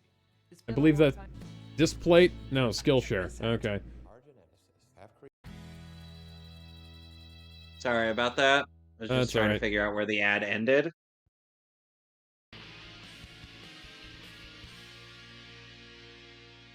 Back Back at Lockwood's house, Maisie sees two men in suits talking business. Ooh, well, this would entice any 7-year-old's attention. Gotta check this out. Our geneticists have created I mean, you know, Discount kids Ryan tend, Reynolds. kids tend to be interested in what their parents / guardians are doing, you know? Discount Ryan Reynolds is chatting it up with what's his face from Captain America? Yes. I know he's played by the same actor. Who was it?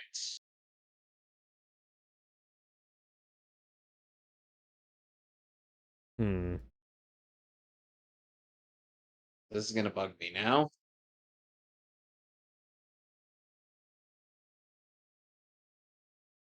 Took down Jurassic World. It follows human command. Ah, you're making another dinosaur based on the one you couldn't control before that destroyed an entire park. I see no problems here. Proceed. Maisie tries to let her grandfather know what's going on. They're going to sell the dinosaurs. They're bringing them here. Sure, you misunderstood. Arnim Zola, that's who I was thinking of. Toby Jones. You were just like this the first time you were this age. Our heroes find Zia and try to help her fix up Blue, who is injured. Franklin, take over for Glenn. No. Franklin. Oh my god, is it in my mouth? Did you get in my mouth? She says Blue needs a blood transplant, and the only one that'll work is, of course, from the T-Rex. Okay, Yeah, I mean, I don't know much about dinosaurs, and judging by the fact They stated the reason, and she Yeah, they says the explained only. it. They say that the only one that's a close enough match for Blue is the T-Rex, and the T-Rex has blood to spare. Indeed. It's a big like people. You can complain about this if you want, but they are the same species in that they are genetically engineered fake dinosaurs. I don't think she does either, but is getting the blood from two very different animals the same? If a cat is injured, would blood from a lion work just as well? Chaplain, what do you think? That's The T-Rex, of course, apples and oranges. realize they can just stay behind her to be safe, and they attempt a crazy escape to get the blood back. Meanwhile, back at Lockwood's, I guess, big surprise is made. Dr. Wu is helping them weaponize the dinosaurs. Blue's DNA will be part of the next Indoraptor's makeup. When did this guy go from just the person next to the dinosaur eggs to the world's biggest DNA splicing supervillain? I'll tell you. It's almost like you cut out all of his scenes in Jurassic World. You know, the scenes that explain his role in all of this. Yeah, kind of a problem in your review, Doug. Yeah. Anyway. Yeah. I'll tell you exactly when. This nod. That nod was up to something. Okay. Of course, they figure out that Maisie knows about their super illegal, diabolical plan, so they give her a timeout. Keep her in there and keep the door locked. Now you think about how weaponizing endangered species can benefit you. Hey, look, they like each other again. Yeah, seeing how their chemistry made no sense and was out of nowhere in the last movie, I guess it makes sense to do it once more. But wait, this is a movie starring... Hey, look, her cleavage is almost as prominent as Tamara's was. Make your own damn samples. What a nasty woman. Whoa. I'm sorry, Stephen Colbert, SNL, and countless internet memes. You need to retire. Jurassic World has won the battle of political commentary. That wasn't political commentary. What? That's not even fucking what the fuck? Dog, this is as unrelated as you can get. Good God. It's not even, it's... I'm sorry, I'm dislocating my shoulder from all this reaching. So what's next? Are you going to dislocate your elbow? Maybe. Then later your wrist? And then all of my fingers. No, you're dislocating all the knuckles to your fingers. Oh yeah, you gotta start there. Thank you so much, writer of Monster Trucks. You have given us a voice. They get the dinosaurs to What? Lockwood's house. somehow not making any noise for Lockwood or his servants to hear. Hey, I guess if they made this dinosaur dungeon and auctioning house under his nose all this time, they must just have really quiet workers. And they get the dinosaurs in their cages. T-Rex doesn't want to be fat, he wants to hunt. Everybody who made this hates the first movie. But Lockwood finally finds What? out, hey, I would love for you to explain to me that. not too much. Did you really think you could get away with it? Pick up that phone. I want you to call the police. Oh, hey, Malcolm. What are you up to? Oh, well, I've spent years and years building an aquarium to auction off weaponized killer whales. I've hired a lot of people to transport them, and the bidders should be amazing. No, Malcolm, this won't do it all. I need you to call the police and turn yourself in. Well, I guess there's no other way around it. No, not at all. I'm sure once I let all my accomplices know, they'll gladly turn themselves in too. I think that goes without saying. Thank you for setting me straight and bringing my life to a crashing halt. Absolutely, it's the least I could do. Wait, couldn't I kill you? No. Well, I guess you're right. Okay, I'm placing... This joke is taking too long, Doug. You already made your point. Yeah, I've got a whale of a tale for you. Yeah, that'll be funny in a minute. He's a good kid. So anyway, the bad guy doesn't call the cops and kills Lockwood. Meanwhile, Owen and Claire are found Yeah, and no. captured. Hello. You should have stayed on the island. Grab him by the pussy, men. Build a wall to keep him locked up. You're making more Trump jokes than the movie did, and the movie made zero. Yeah. This must be the opening of the third act. Nope. We're only This is like the Trump joke in Sonic 2. It's like of this movie left. Christ, this film would it's funny, but you That wouldn't joke like, at least worked. that. Yeah. I saved these animals. You betrayed a dying man for money. Claire, I admire your idealism. I never, ever do. Shoot it now! Shoot it now! Maisie ironically uses the trick that the Raptors use in the Jurassic Park parody from the Critic, proving this pretty much is a parody of a parody. And even then, it seems pointless because she climbs out of a window a moment I mean, yeah, but that's an old trick. Like the newspaper under the door thing. Poke the key out, get the key. That's a very old trick. That's been a trick in like children's books and adventure games and shit like that. Window to save time. No wonder we still have an hour left. Stop writing pointless shit. Привет, Антон. Как дела? Хорошо. Надеюсь, все готово. By the way, there is a small child climbing up your building. You may want to get that looked at. People don't look up unless they have a reason to. Darkly dressed supervillain Yeah. leaders come to bid on the Flintstones garage sale. The Ankylosaurus. That's actually pretty good. Quadruped. This is one of the largest armored dinosaurs. The Ankylosaurus is wearing our late Cretaceous fall look, which seems to say to onlookers, I give pointed conversation. Sassy. Owen has an idea, though, for how to get out of their cell. Oh, yeah! That's actually pretty good. That thing's gonna kill us. Totally gonna kill us. Oh, don't worry. I'm sure there's yet... That's an herbivore, not a carnivore. Yeah, they tend to stick to themselves. Like this thing probably just wants to leave. Dumbbell scene, that'll Yeah. save everybody. Case in point, it's trying to get out. Earn each other's trust. My name is Claire. What's yours? Maisie. Maisie Lockwood. Maisie number 2 Lockwood. I always thought it was a weird middle name. Meanwhile, they bring out the leftover Rex and tell them it's not being bid on because it's only a prototype. Then why are you showing it?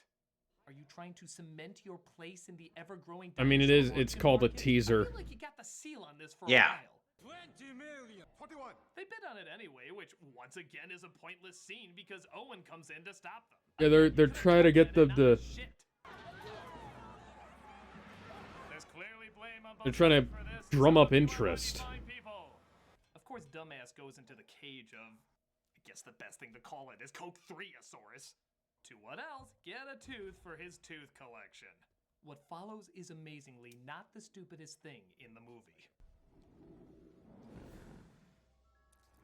Okay, so interestingly enough, there was a deleted scene of the Indoraptor where there was an explanation as to why its room was dark. Somebody tried to go in there, replace the light bulb, but got eaten. And that's actually and pretty that good. scene was also going to explain why in this moment, and the Indoraptor needed 3 darts to put it to sleep, even instead of the 2 that this guy tried to use.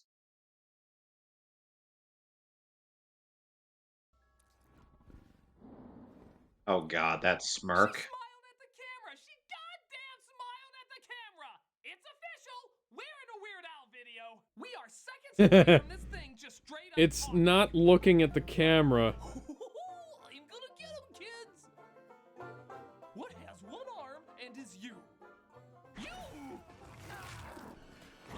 Oh. That joke. Oh, but don't think on top of that you're not getting a wah moment too.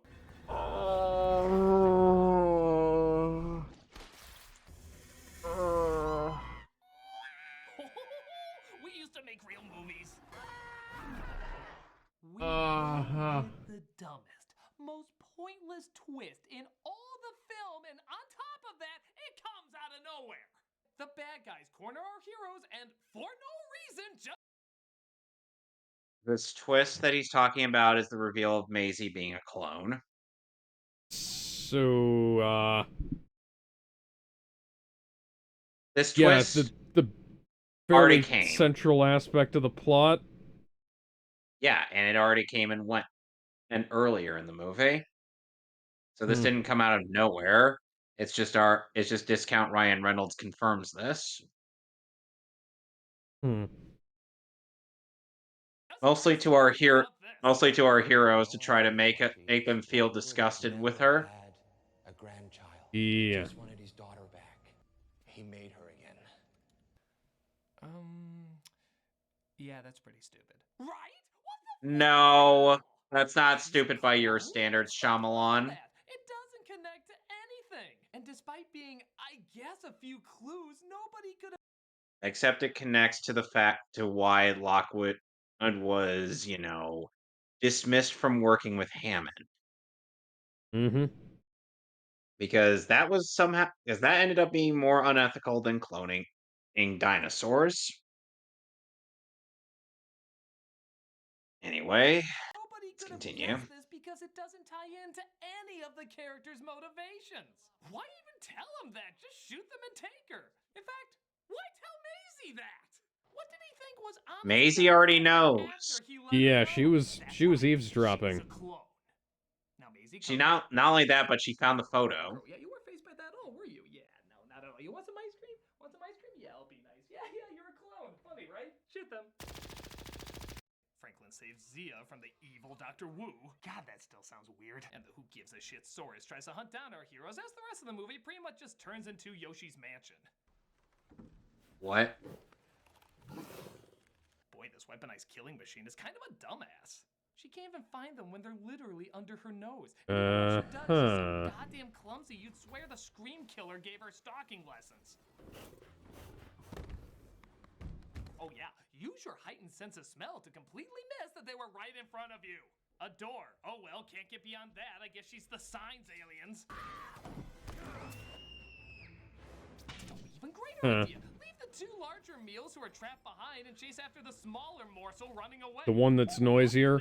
Sure. Yeah. Remorse. Claire's leg is busted up bad, so she urges Owen to go and save Maisie. Owen's got to save those thick thighs so that they can save his life. Remember, I dumped you.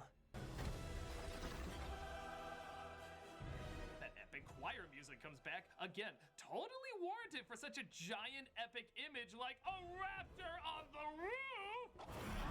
God is finally over! And we see the kid who figured out this giant evil conspiracy, thwarted the bad guys at every turn, and even managed to outsmart a prehistoric predator, is now hiding under the covers for safety.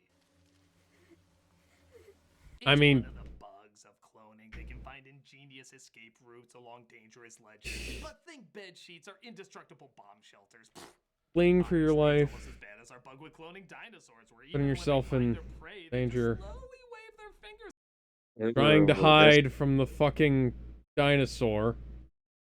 And this was kind of one of the creepier scenes in the trailer. Yeah. It's ugh, like, oh god, that is not pleasant. It's like the Indoraptor was basically a horror movie villain. Yeah, no, I'm shivering looking at this shit. It's like, this is the kind of shit I used to have nightmares about as a kid. Yep. In front of them rather than attack like every other instance. What I'm trying I to do say admire is the director's vision on that. At one. into shooter, but it doesn't Yeah. seem to work. So I will not admire the director's vision about this. runs out the door behind him. C About this stupid aspect ratio, though. door behind him. Or D leans up against the wall like a 7-year-old who's dumb enough to hide under bed covers. Yeah, I'm convinced this whole thing is a big budget Johnny Karate episode. But Blue comes in to save Okay. them. So now they can go out the door or the window. Yeah, that's okay. It's not as safe as the bed sheets, but it'll have to do. Claire somehow climbs the windows as well, despite having a busted leg a second ago, and distracts the She's... forgotten source. People do weird shit. Okay, so hang on. Okay, so... This is a crisis scenario. You do what you fucking have to. Got it? Got it? Okay, okay. Yep. What's the matter? Feeling blue? Oh, you just got blued out! But it looks like a toxic gas is going to kill off what's left of the dinosaurs unless they free them with that giant red cartoony button. Wow, the designers really took opening a door very seriously. But they decide not to. As in one of the few adult moments of the movie, they realize their love for animals is not worth the countless loss of human life, the mixing of two worlds. Psych! The world is doomed! I had to. So, just close the door. Oh, you only have a big red button to open the door, not a big red button to close the door. If only there was a big red button for the big red button. Who designed this? And what's her dumbass reason for dooming mankind? They're alive. Like me. They're, about to kill a lot of little kids like you, too. Dumbass? I only see a carnivores potentially doing that, and most of these animals are just going to be minding their own business. Yeah, the herbivores will retreat into the jungle. Oh, and they'll just be out there. I was like, yeah, and going.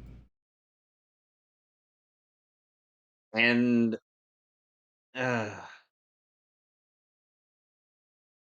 look, I get a lot of people don't like that moment.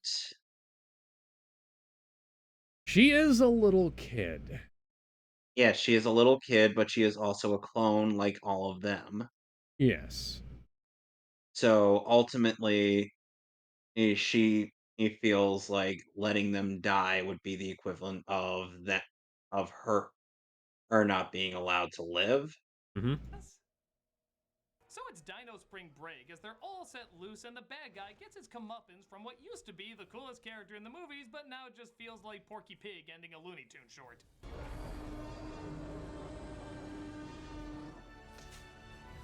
And it looks like Blue has to part ways too. Tell that crazy kid thanks. Whenever I eat a buffet of Girl Scouts, I'll always think of her. So yeah, this movie ends with dinosaurs getting ready to eat up mankind. Would have kind of been cool if this was the movie. It's almost as confusing as where the hell did this one come from? Was she captured in a sea tank that also opened up with the door? I mean, it probably No. escaped during the fall of one of the previous parks. No, the the ocean is a Mosasaurus- giant place. No, the Mosasaurus actually escaped as the helicopter was leaving. Oh yeah. And see, this is why we watch the movies again. I didn't do that, so I don't remember. And what's even more confusing is apparently It's a sea creature. Of course it's gonna. Mm-hmm. think about is Malcolm McDowell describing Michael Myers. These are the eyes of a psychopath. But in the end, Jurassic What? World Fallen Kingdom pulls it all together because of this incredibly Talking about the- spelled out lesson. They're alive. Like me.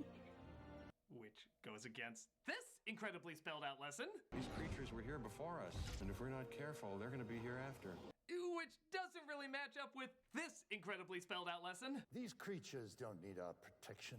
They need our absence. But at least we can all agree. But soon they're gonna have to watch them go extinct. Or not. If people like you make a difference. It's like when we have a lot of messages that say opposite things were incredibly complex. Or really transparent, we couldn't decide on what message we wanted. This movie's awful! Okay. That the effects are pretty good, much better than some of the previous ones. I'll also give credit that it is kind of a so bad it's good kind of flick. I mean, they just constantly throw stupid shit after stupid shit at you. It's relentless in the amount of dumb it spits in your face. But that's not what people wanted. They wanted a real Jurassic Park film, one that's fun, but also made some semblance of sense and gave us something new and different. Instead, we pretty much got the worst of all the other Jurassic Park movies. All the weaknesses, none of the strengths, everything that didn't work in those past films is showcased in this one. It's stupid, it's corny, it's pretentious, and it's preachy. Even though half of the time it doesn't know what it's preachy about. I don't care if it made money. To me, this is a Jurassic flop. Now with the next Jurassic Park sequel, everything is correct. Oh no, we have more skits. Is a matter of sheer will. Well, it's still a flea circus. It's all an illusion. When we have a better script. You never had a script. That's the illusion. We were over. No, they had a script. But now all that matters is not having another alien covenant. Welcome to Jurassic Covenant. Ooh, I like the sound of that. I'm the nostalgia critic, and No, yeah. No. I'll see you at Jurassic World. Not having another alien covenant is a good thing. Actually, you want to finish this up now or no? How long is the next one? Let's see. This episode brought to you 10 minutes shorter. Hell with it. Let's go. All right, let's do this sucker. Food you're craving right now, right to your door. Oh, I ain't piss got- off with DoorDash. I ain't gotta go to work tomorrow. Yeah, piss off with DoorDash. DoorDash sucks as both a service and a job.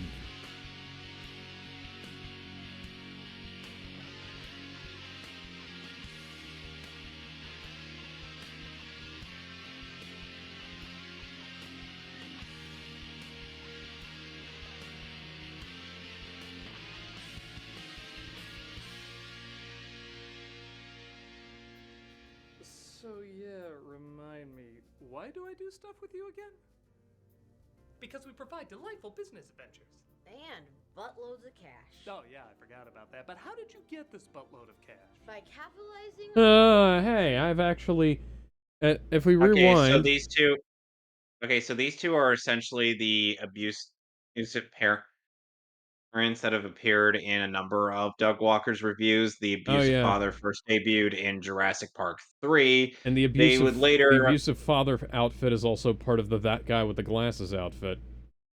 And he, along with the abusive mother, appeared in Cats and Dogs. Okay. And if we rewind real quick, hang on. Creativity. We provide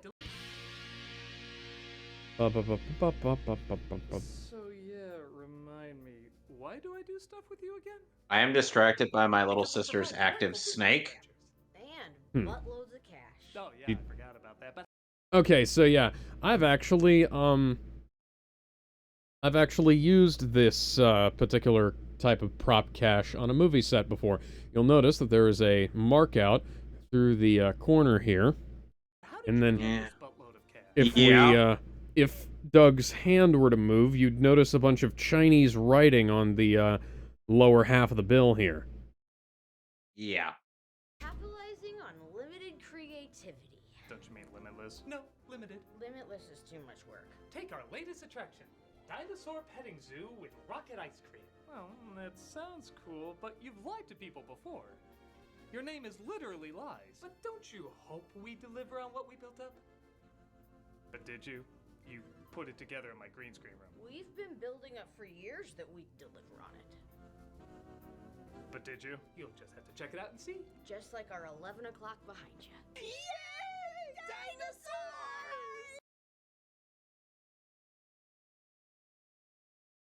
Dinosaurs! I get the feeling I'm not going to like this. Yeah, I actually have a piece of prop money like this that I pulled out of. This isn't actually the prop money because it's missing the So it could actually, in fact, Doug's could be the same as the one I've got here, but I actually have here a $100 bill, kind of like that. It's the same style. And looks like a blue scan of a regular old $100 bill, but it has that same line across the edge of the 100 there. And I actually pulled this out of the trash of a former police officer because he threw away a bunch of his tactical gear, and this was in the pocket of his tack vest. Fun fact. Right this way, my gullible toads. You in or not, Critic? We're booked all day with these. I'm gonna regret this. You love it. We're responsible for it. Excited to see dinosaurs? Yay! Dinosaurs! Not sure how that effect works in this context. Well, good. Jeez, Doug has a lot of wrinkles under his eyes. The dung beetle, if genetically altered, can wipe out all of humanity. Are dung beetles dinosaurs? No. The dung beetle has ruined countless lives. Doug, what is this supposed to be analogous to? Can we see the mass destruction? It's all off screen. Isn't that exciting? We want dinosaurs! Oh, here you go. Yay! Dinosaurs! Can we pet them? No, but you do get to interact with a clone daughter of myself. Hi, I'm a thing for some reason. Like me, come on. Like me,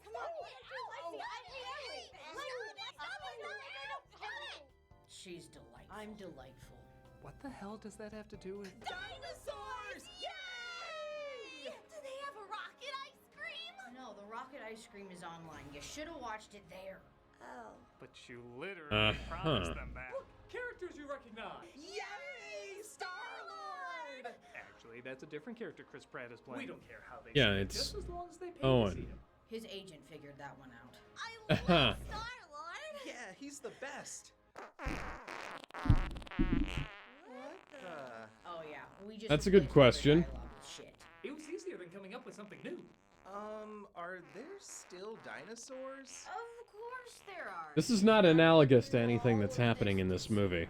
Like me, everything sucks. I hate everything. Like me, I hate everything. Everything is terrible.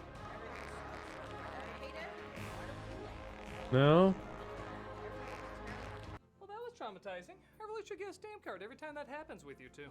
Okay, so technically we did lie to the children, but we still gave them dinosaurs, and that's all that matters. Seriously, those kids look bored and weirded out beyond belief. You think they're gonna keep coming back just because you have dinosaurs? Can we come back again? Yeah, I want to buy 10 more tickets. I think you may have something here.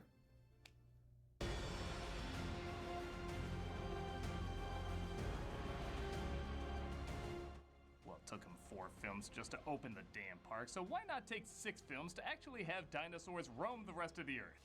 The answer is, you don't need to, because that's not what they do here, despite promising that for several movies, and the film still made a bundle and seemed to please audiences. Look. Kevin, did you and I watch the same movie as Doug? Because I think that's exactly what happens in this movie. I think Doug might have watched a Taiwanese bootleg version of it, directed by, that by an explains it. overpaid tool. I'm a dinosaur fan too. That's why I want to see more of them in these films instead of idiot humans with their idiot subplots about idiot bugs. Yeah, that's the main threat in this. Locusts. Friggin' locusts are taking over the world, and the dinosaurs are more of a Genetically side threat in this. engineered They're just confined locusts. to another patch of land away from humanity, despite trailers once again promising we're gonna get dinosaurs ripping up the human world. Give Fallen Kingdom credit, they did have dinosaurs interacting with civilization. It was just all in the last few minutes. Here, half those scenes in the trailers were internet extras, including one where a T-Rex crashes a drive-through theater. You gotta see the movie to see Yeah, what a lot of that happens. was Oh, wait, no, promotional you don't, 'cause stuff. The scene isn't even in the film. Instead, we get good actors once again trying to save horrible writing, only this time they brought in the original cast too. As if their sequels didn't try to nuke their credibility. I don't know what I'm missing, man, but clearly it's worth a lot of money, so let's take a closer look at why this made bank. This is... Like me. I hate everything. Like me. Jurassic World Dominion. Jesus Christ, you need to get some, like, moisturizer for your Every face, Doug. single location in this movie, like it matters to the viewers at all. We're here for a few seconds. Do you think anyone cares where this random boat attacked by a random dinosaur is? I know it's a nitpick, but they literally caption a place they're gonna take off from just so they can take off from it. Why don't you just spell out the characters' names while you're at it? Oh, wait, they actually do that. Ellie Sattler. Alan Grant. Egon! Remember the last line of doom in the previous film with Ian Malcolm saying, "Welcome to Jurassic World." Yeah, that got figured out pretty fast. We got some TikTok videos that admittedly were pretty easy to shoot, but aside from that, it's under control. Thank God they're mostly in parts of the world. Really, they keep having problems. Excitingly cost-effective. With that said, I will admit, the dinosaurs look really good in this. This is the first film since As the they do. original where it kinda looks like they're really there. On top of that, they finally get creative with the designs. Some have fur, others have feathers, some got Edward Scissorhands. I don't care, just have fun with it. Make it about the dinosaurs. Heck, when they do just show dinosaurs, the movie's not that bad. We see Blue hunting with her offspring for a brief moment. A family of brontosauruses get lost and need to be shown where to go. And both scenes are done with no dialogue. Honestly, it's some of the best stuff in the flick. But then, you know, people talk. Dinosaurs can teach us more about ourselves. Oh, hi, Richard Parker. Is the villain this time around. Yeah, right? I know he was the bad guy in book 2, and if they did that in Lost World, it could have worked. But 5 movies later? That's like saying the dick-nosed guy is the main villain in the next Star Wars trilogy. Hey, it would have been better than Snoke. Wait, 1 second. Is Doug implying that he actually bothered to read? Oh my God, Doug, did you read? Why did you actually read between these reviews? My word. He can learn. Mother of God. Bryce Dallas Howard returns as Claire, still trying to save imprisoned dinos. It's pitiful. Yes, it's almost like you didn't own a theme park that did something similar. Yeah, Give credit, called they guilt. ditched many of the annoying Guilty characters from the conscience. last one pretty quick. We're done. I got a call last week. It's a real job. I have real movies to be in. Hopefully good ones. Chris Pratt yeah, it also was a returns good as one. Owen, whose hypnotizing palm was thought to calm raptors after years of training. But it turns out any dinosaur of any breed instantly responds to it. Like Dino ASMR. I'm a dinosaur. Listen. Roar. I'm gonna attack you. Oh, got your hand out. Oh, that's calming. Hey, you know what? Add some bubble wrap to that. Ah, yeah. That's a new dino mask. Anxiety, calming. It's anxious being. The old one must have started crumbling. And man, I swear these movies want to kill this poor little actress's career. Remember Macy, the pointless clone from the last film who released the dinosaurs? She's played again by Isabella Sermon and is directed to be the biggest pain in the ass of the film. That's what No. People do. I tried to annihilate them all so I wouldn't have to know what they do. Yeah, she tried to doom That's- humanity by saying That's these things an free, and yet all she interesting can do is perspective complain on about how that. She has to stay at home. When them not She didn't try to doom humanity. He felt empathy for the dinosaurs. Yeah, and like criticizing, she's great in this movie. Jesus Christ. obnoxious brat. I'm coming with you. What did I just say? Her whole performance is Jim Carrey and Liar Liar saying, "Ugh, Audrey." The only people I've spoken to in the past 4 years are you, Is but that- I said what? I didn't go past the bridge. I'm not angry. Hey, what's up? You just don't trust me. I can take care of myself. You can't keep me here, you're not my mother. I don't think you understand how bad it is being trapped. You smell like horses. It's like someone saw Jake Lloyd in Phantom Menace and said, you know what we should do in the sequel? Make him bitch about people not saying yippee. Why are you actively trying to make us hate? No.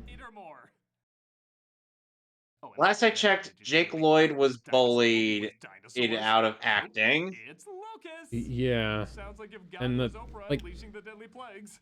Apparently, there's a pandemic of giant locusts destroying people's crops all over the world. And I say Plague. apparently because It's a we're only showing plague. one crop and we never see the other attacks. Not a pandemic. Plague. Pink shirt doing the sunglasses thing, so it must be as good as the first one. And as you guess, you can't have Sattler It's without Grant, called. played again by Sam Neill. It's called a physical quirk. Like people tend to do the things the same way over time. You know. I had a speech going, music was playing and everything. Okay, I guess we're abandoning this. There's actually quite a few characters and moments that are set up to be something big and honestly should have been, but are cut short because there's a ton of other bullshit to deal with. Like reminding you, oh yeah, we built up this romance just to have it not work out, just to build it up again. How are your kids? Amazing. And Mark? Ladies and gentlemen, Laura Dern's reaction after reading the script. It's over. That's 2 franchises I'm in that really don't know how to stick the landing. Sattler tells Grant about the locust pandemic. Yes, but that was a strange. Seriously, in a movie with killer dinosaurs. That was a very strange comparison there. And thinks Dodson's company is behind it to eat all the world's grain, throw the food chain out of whack, kill millions of people, and force the future to buy his company's food. Oh, and the clone girl's DNA is the answer to fixing all this or cementing it. Remember when this was just a theme park with dinosaurs? Even that's a weird, complicated idea, but Christ, it sounds like Barney next to this one big pile of shit. You know why I'm here? It's quiet. I'm done with all that. It's called escalation. Things get more complicated as things go on. That's the whole point. Just like the last time I was done with all that. Yeah, this is a great Jurassic Park movie if you've never seen a Jurassic Park movie. Okay, so at this point in time, it's kind of impossible for him to run away from. It is Jurassic World. Yeah. Are kidnapped by Dodson's henchmen. I'll get you next time. I'll get you now. You know, since Doug is using home video footage, why doesn't he have the version that actually gives us a bit more context? Yeah, I was gonna say, why isn't he watching the extended cut? I was gonna ask, like, is he watching the extended cut? And then it Clearly becomes not, clear because that he's not. Clearly not, because he thinks the Mosasaur scene is the opening scene of the movie. They use the scene of the T-Rex destroying the. Yeah, the extended cut has all the scenes in it that he complained were removed. Back because of course she can understand what he's saying. I am gonna get her back. And that's all I have to say about Yeah, it's almost like she's his friend or something. Dinosaur not Park. Yeah. Park-ish. And Kind I'm of sorry, trusts but him to Dodson played this time fix like Nimble things. Scott. Just was he always like this? Remember, viable embryos. They're no use to us if they don't survive. I want to do more of this. Later on, if we, Weird for satire. Customs can even check it if they want to. There's enough It's coolant been for 36 20 hours. years. Basically, a young me. Yeah. Only smarter and taller. Do you have food? How are you planning to beat security? We didn't get to see a whole lot of.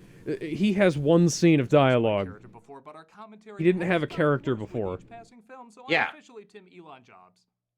By far the funniest returning character, though, is Jeff Goldblum as Ian Malcolm, who I am 90% sure has heard all the impressions of him, thought it sounded like fun, and decided he wanted to do the impression too. But mainly, he's exploiting your enchantment with these. I am not kidding when I say maybe every third line ends as a question, even when there's no question mark in the sentence. We not only lack dominion over nature, you control the future. Just like nuclear power, nobody knew. You're cutting out the rest of the sentences. Devastate. Yeah. We all act surprised and hoped for the best. Unforeseen consequences. That wasn't even a question mark. I think all these people are here just to study how to do the perfect Jeff Goldblum impression at parties. Now, the trick is to say a question like an answer, and an answer like a question. Oh, good God. Ah, see what I did there? The question I just said, like a normal saying. But did you notice the question I said like a regular answer. The usual, normal, everyday sentence from days gone by. You raise the pitch on the final word and say, it. But can you see on the questions, I just say it like a statement. Apartments.com. Sailor and Grant meet up with Malcolm, who agrees Dodson is up to something, and meanwhile, Miss I can take care of myself doesn't even try to escape the several opportunities she has to do so. Walk to the car. Where? It's not a choice. Well, she is Molly Shannon, and she did make me very uncomfortable in White Lotus. And where were those choices presented, Doug? Tell me. Where? I'd like to see those choices. Indeed. Because it's not looking good for her. Her folks track her down to Malta, where there's underground black market dinosaur dealings. Don't look at anyone, don't talk to anyone. Just try to blend in. Yeah, white woman in Malta who used to own a functioning dinosaur park. She won't be noticed in this environment at all. Bryce Dallas Howard's enormous ass. Not your vibe. She runs into a pilot named Kayla, played by DeWanda Weiss, who might be the only enjoyable lead in the movie, as she has kind of a Baloo from Tailspin thing going on and goes back and forth. You know what? I'm glad you made that comparison. Between helping the heroes and the villains. She is all alone. It Please. doesn't really go back and forth like that. That's not. It's a science experiment! That's actually a good one. The film does give what it advertised. These are humans exploiting dinosaurs in kind of a new way. We got hints of that in Fallen Kingdom, but there's so much more variety here. We get a lot of badass Love the little characters dinos. who have a lot of promise, and the dinosaurs do get out, resulting in the city being attacked in a great chase scene.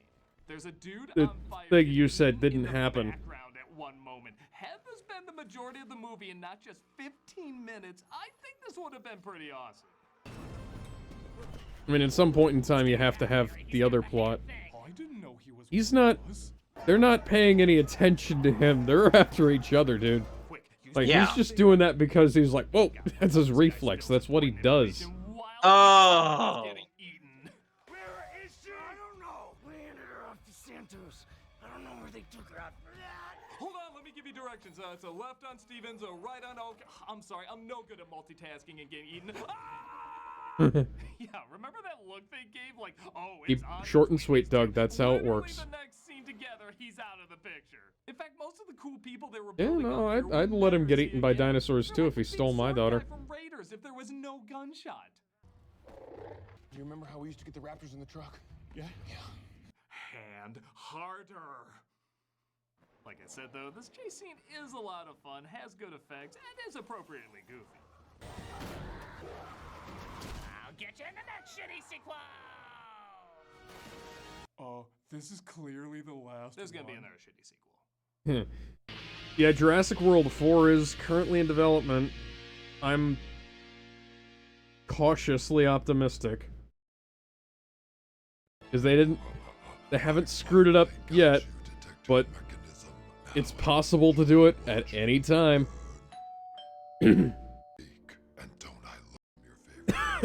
Yeah, Alright, let's I'm skipping this. fast forward as quickly as possible. Kingdom Hearts and Birth by Sleep every Friday on Twitch. Oh, Also have new count okay. Mary's most desperate villain attempt, and is told that it wasn't her grandfather. There we go. So Macy is introduced to Dr. Wu, who's thinking, man, remember when I was the series' most desperate villain attempt? And is told that it wasn't her grandfather who cloned her, but rather her mother. Her. I'm so excited for everyone to see Yeah, this is very good. Grew up around the exact same people Yeah. that have the exact same accent. Okay, again, that's a nitpick. That's how I families do love work. How years pass and somehow she keeps the exact same beautifully framed shot on her cinematic quality webcam.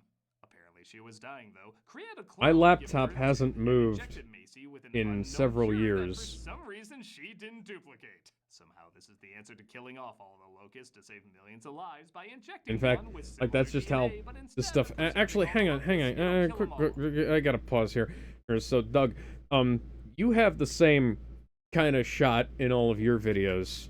You know that it's possible, right? No, really, guys.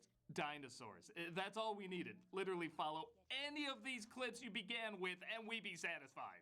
How do they clean pterodactyl shit on top of that building? That alone is light years more interesting than your mimic meets multiplicity bullshit. Pterosaurs.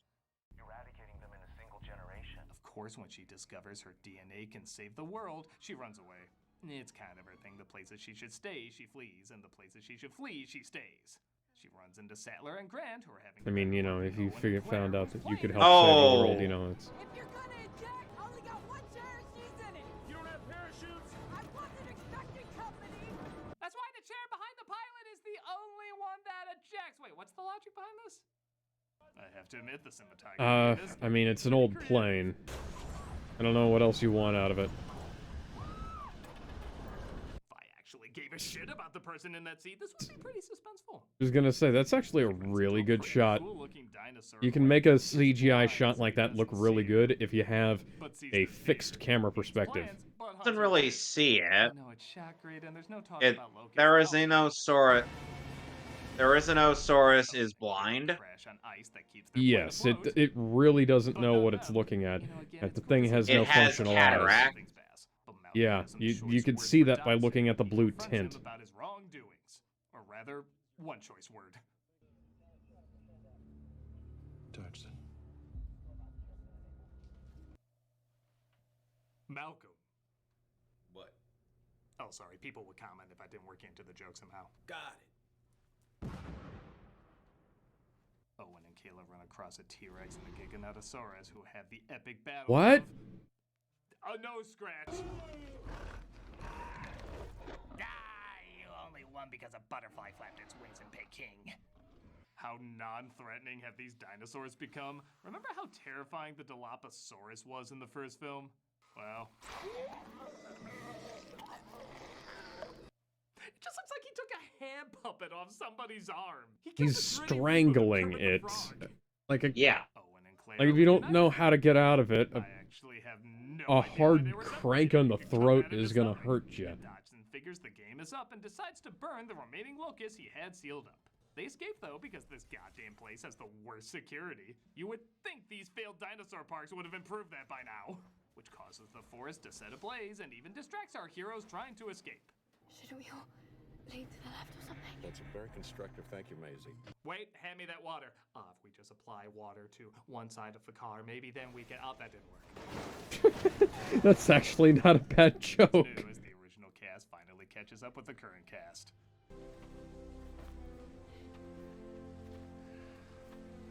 You can tell they thought people would be losing their minds like the Spider-Mans meeting up in No Way Home, but all I heard in my theater was,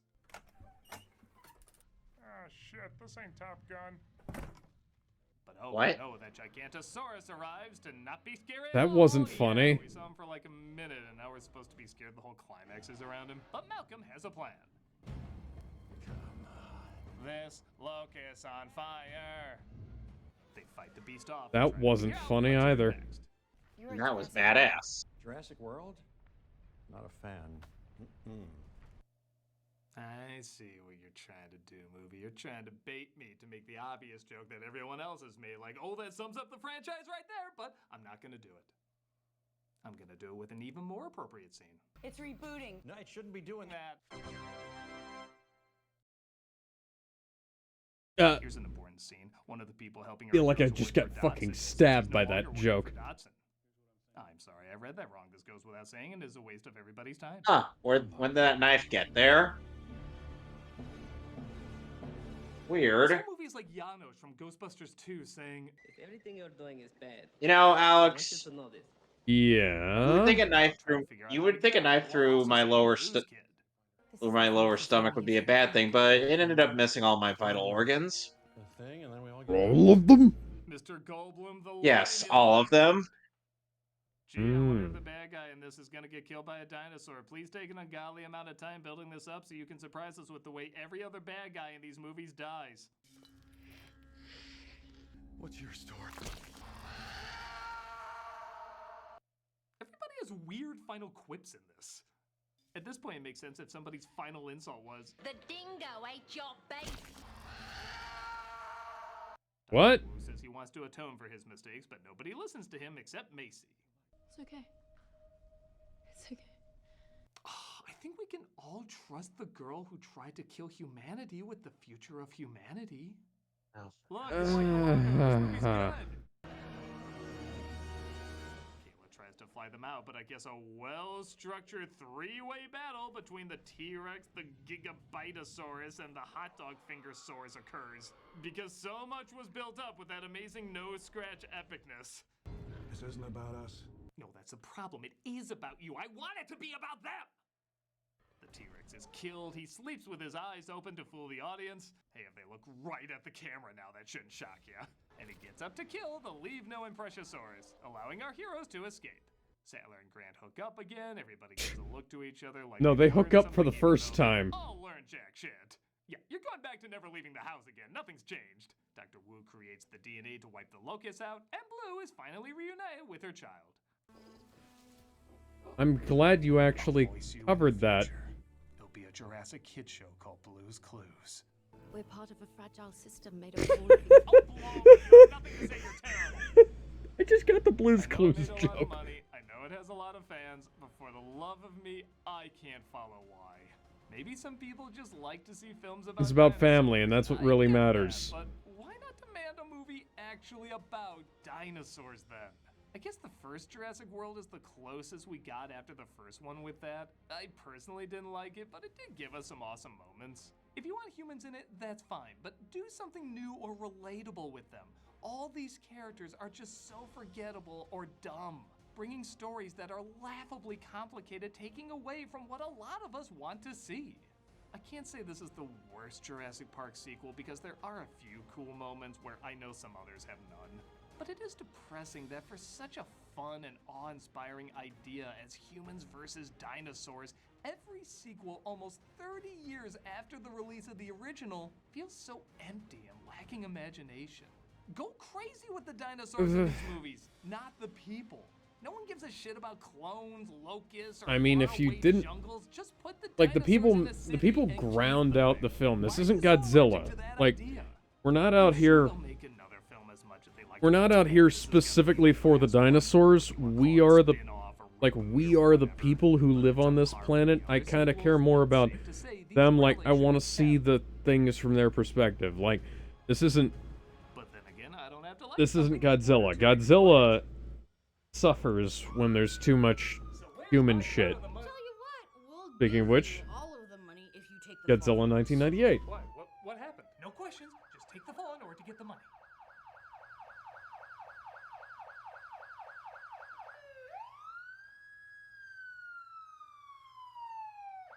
No deal. Fine.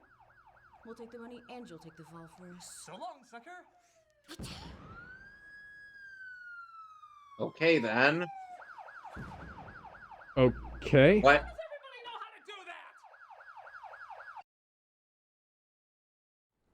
Well, that joke wasn't funny. No, it wasn't. I'm kind of glad that the Jurassic Park films never did what Doug wanted to with them, because I have a feeling I wouldn't have enjoyed them much more if I wouldn't have enjoyed them as much as I did if they'd followed what he likes out of them. Same way with like Mike Stacklasa and Star Wars. Like, the things I like about Star Wars are very clearly not the things that Mike likes about Star Wars, and Mike is thoroughly incorrect in a lot of his reading of Star Wars anyways, so yeah. But that's been nearly 4 hours of us watching Nostalgia Critic videos. I hope that the 3 people watching over on Twitch and Kick enjoyed, and any of our YouTube subscribers enjoy watching this as well. Till next time, we will see you tomorrow with Spider-Man and New York gun laws. Bye, everybody. Spider-Man Homecoming. Spider-Man retconning. Bye, everybody. Bye.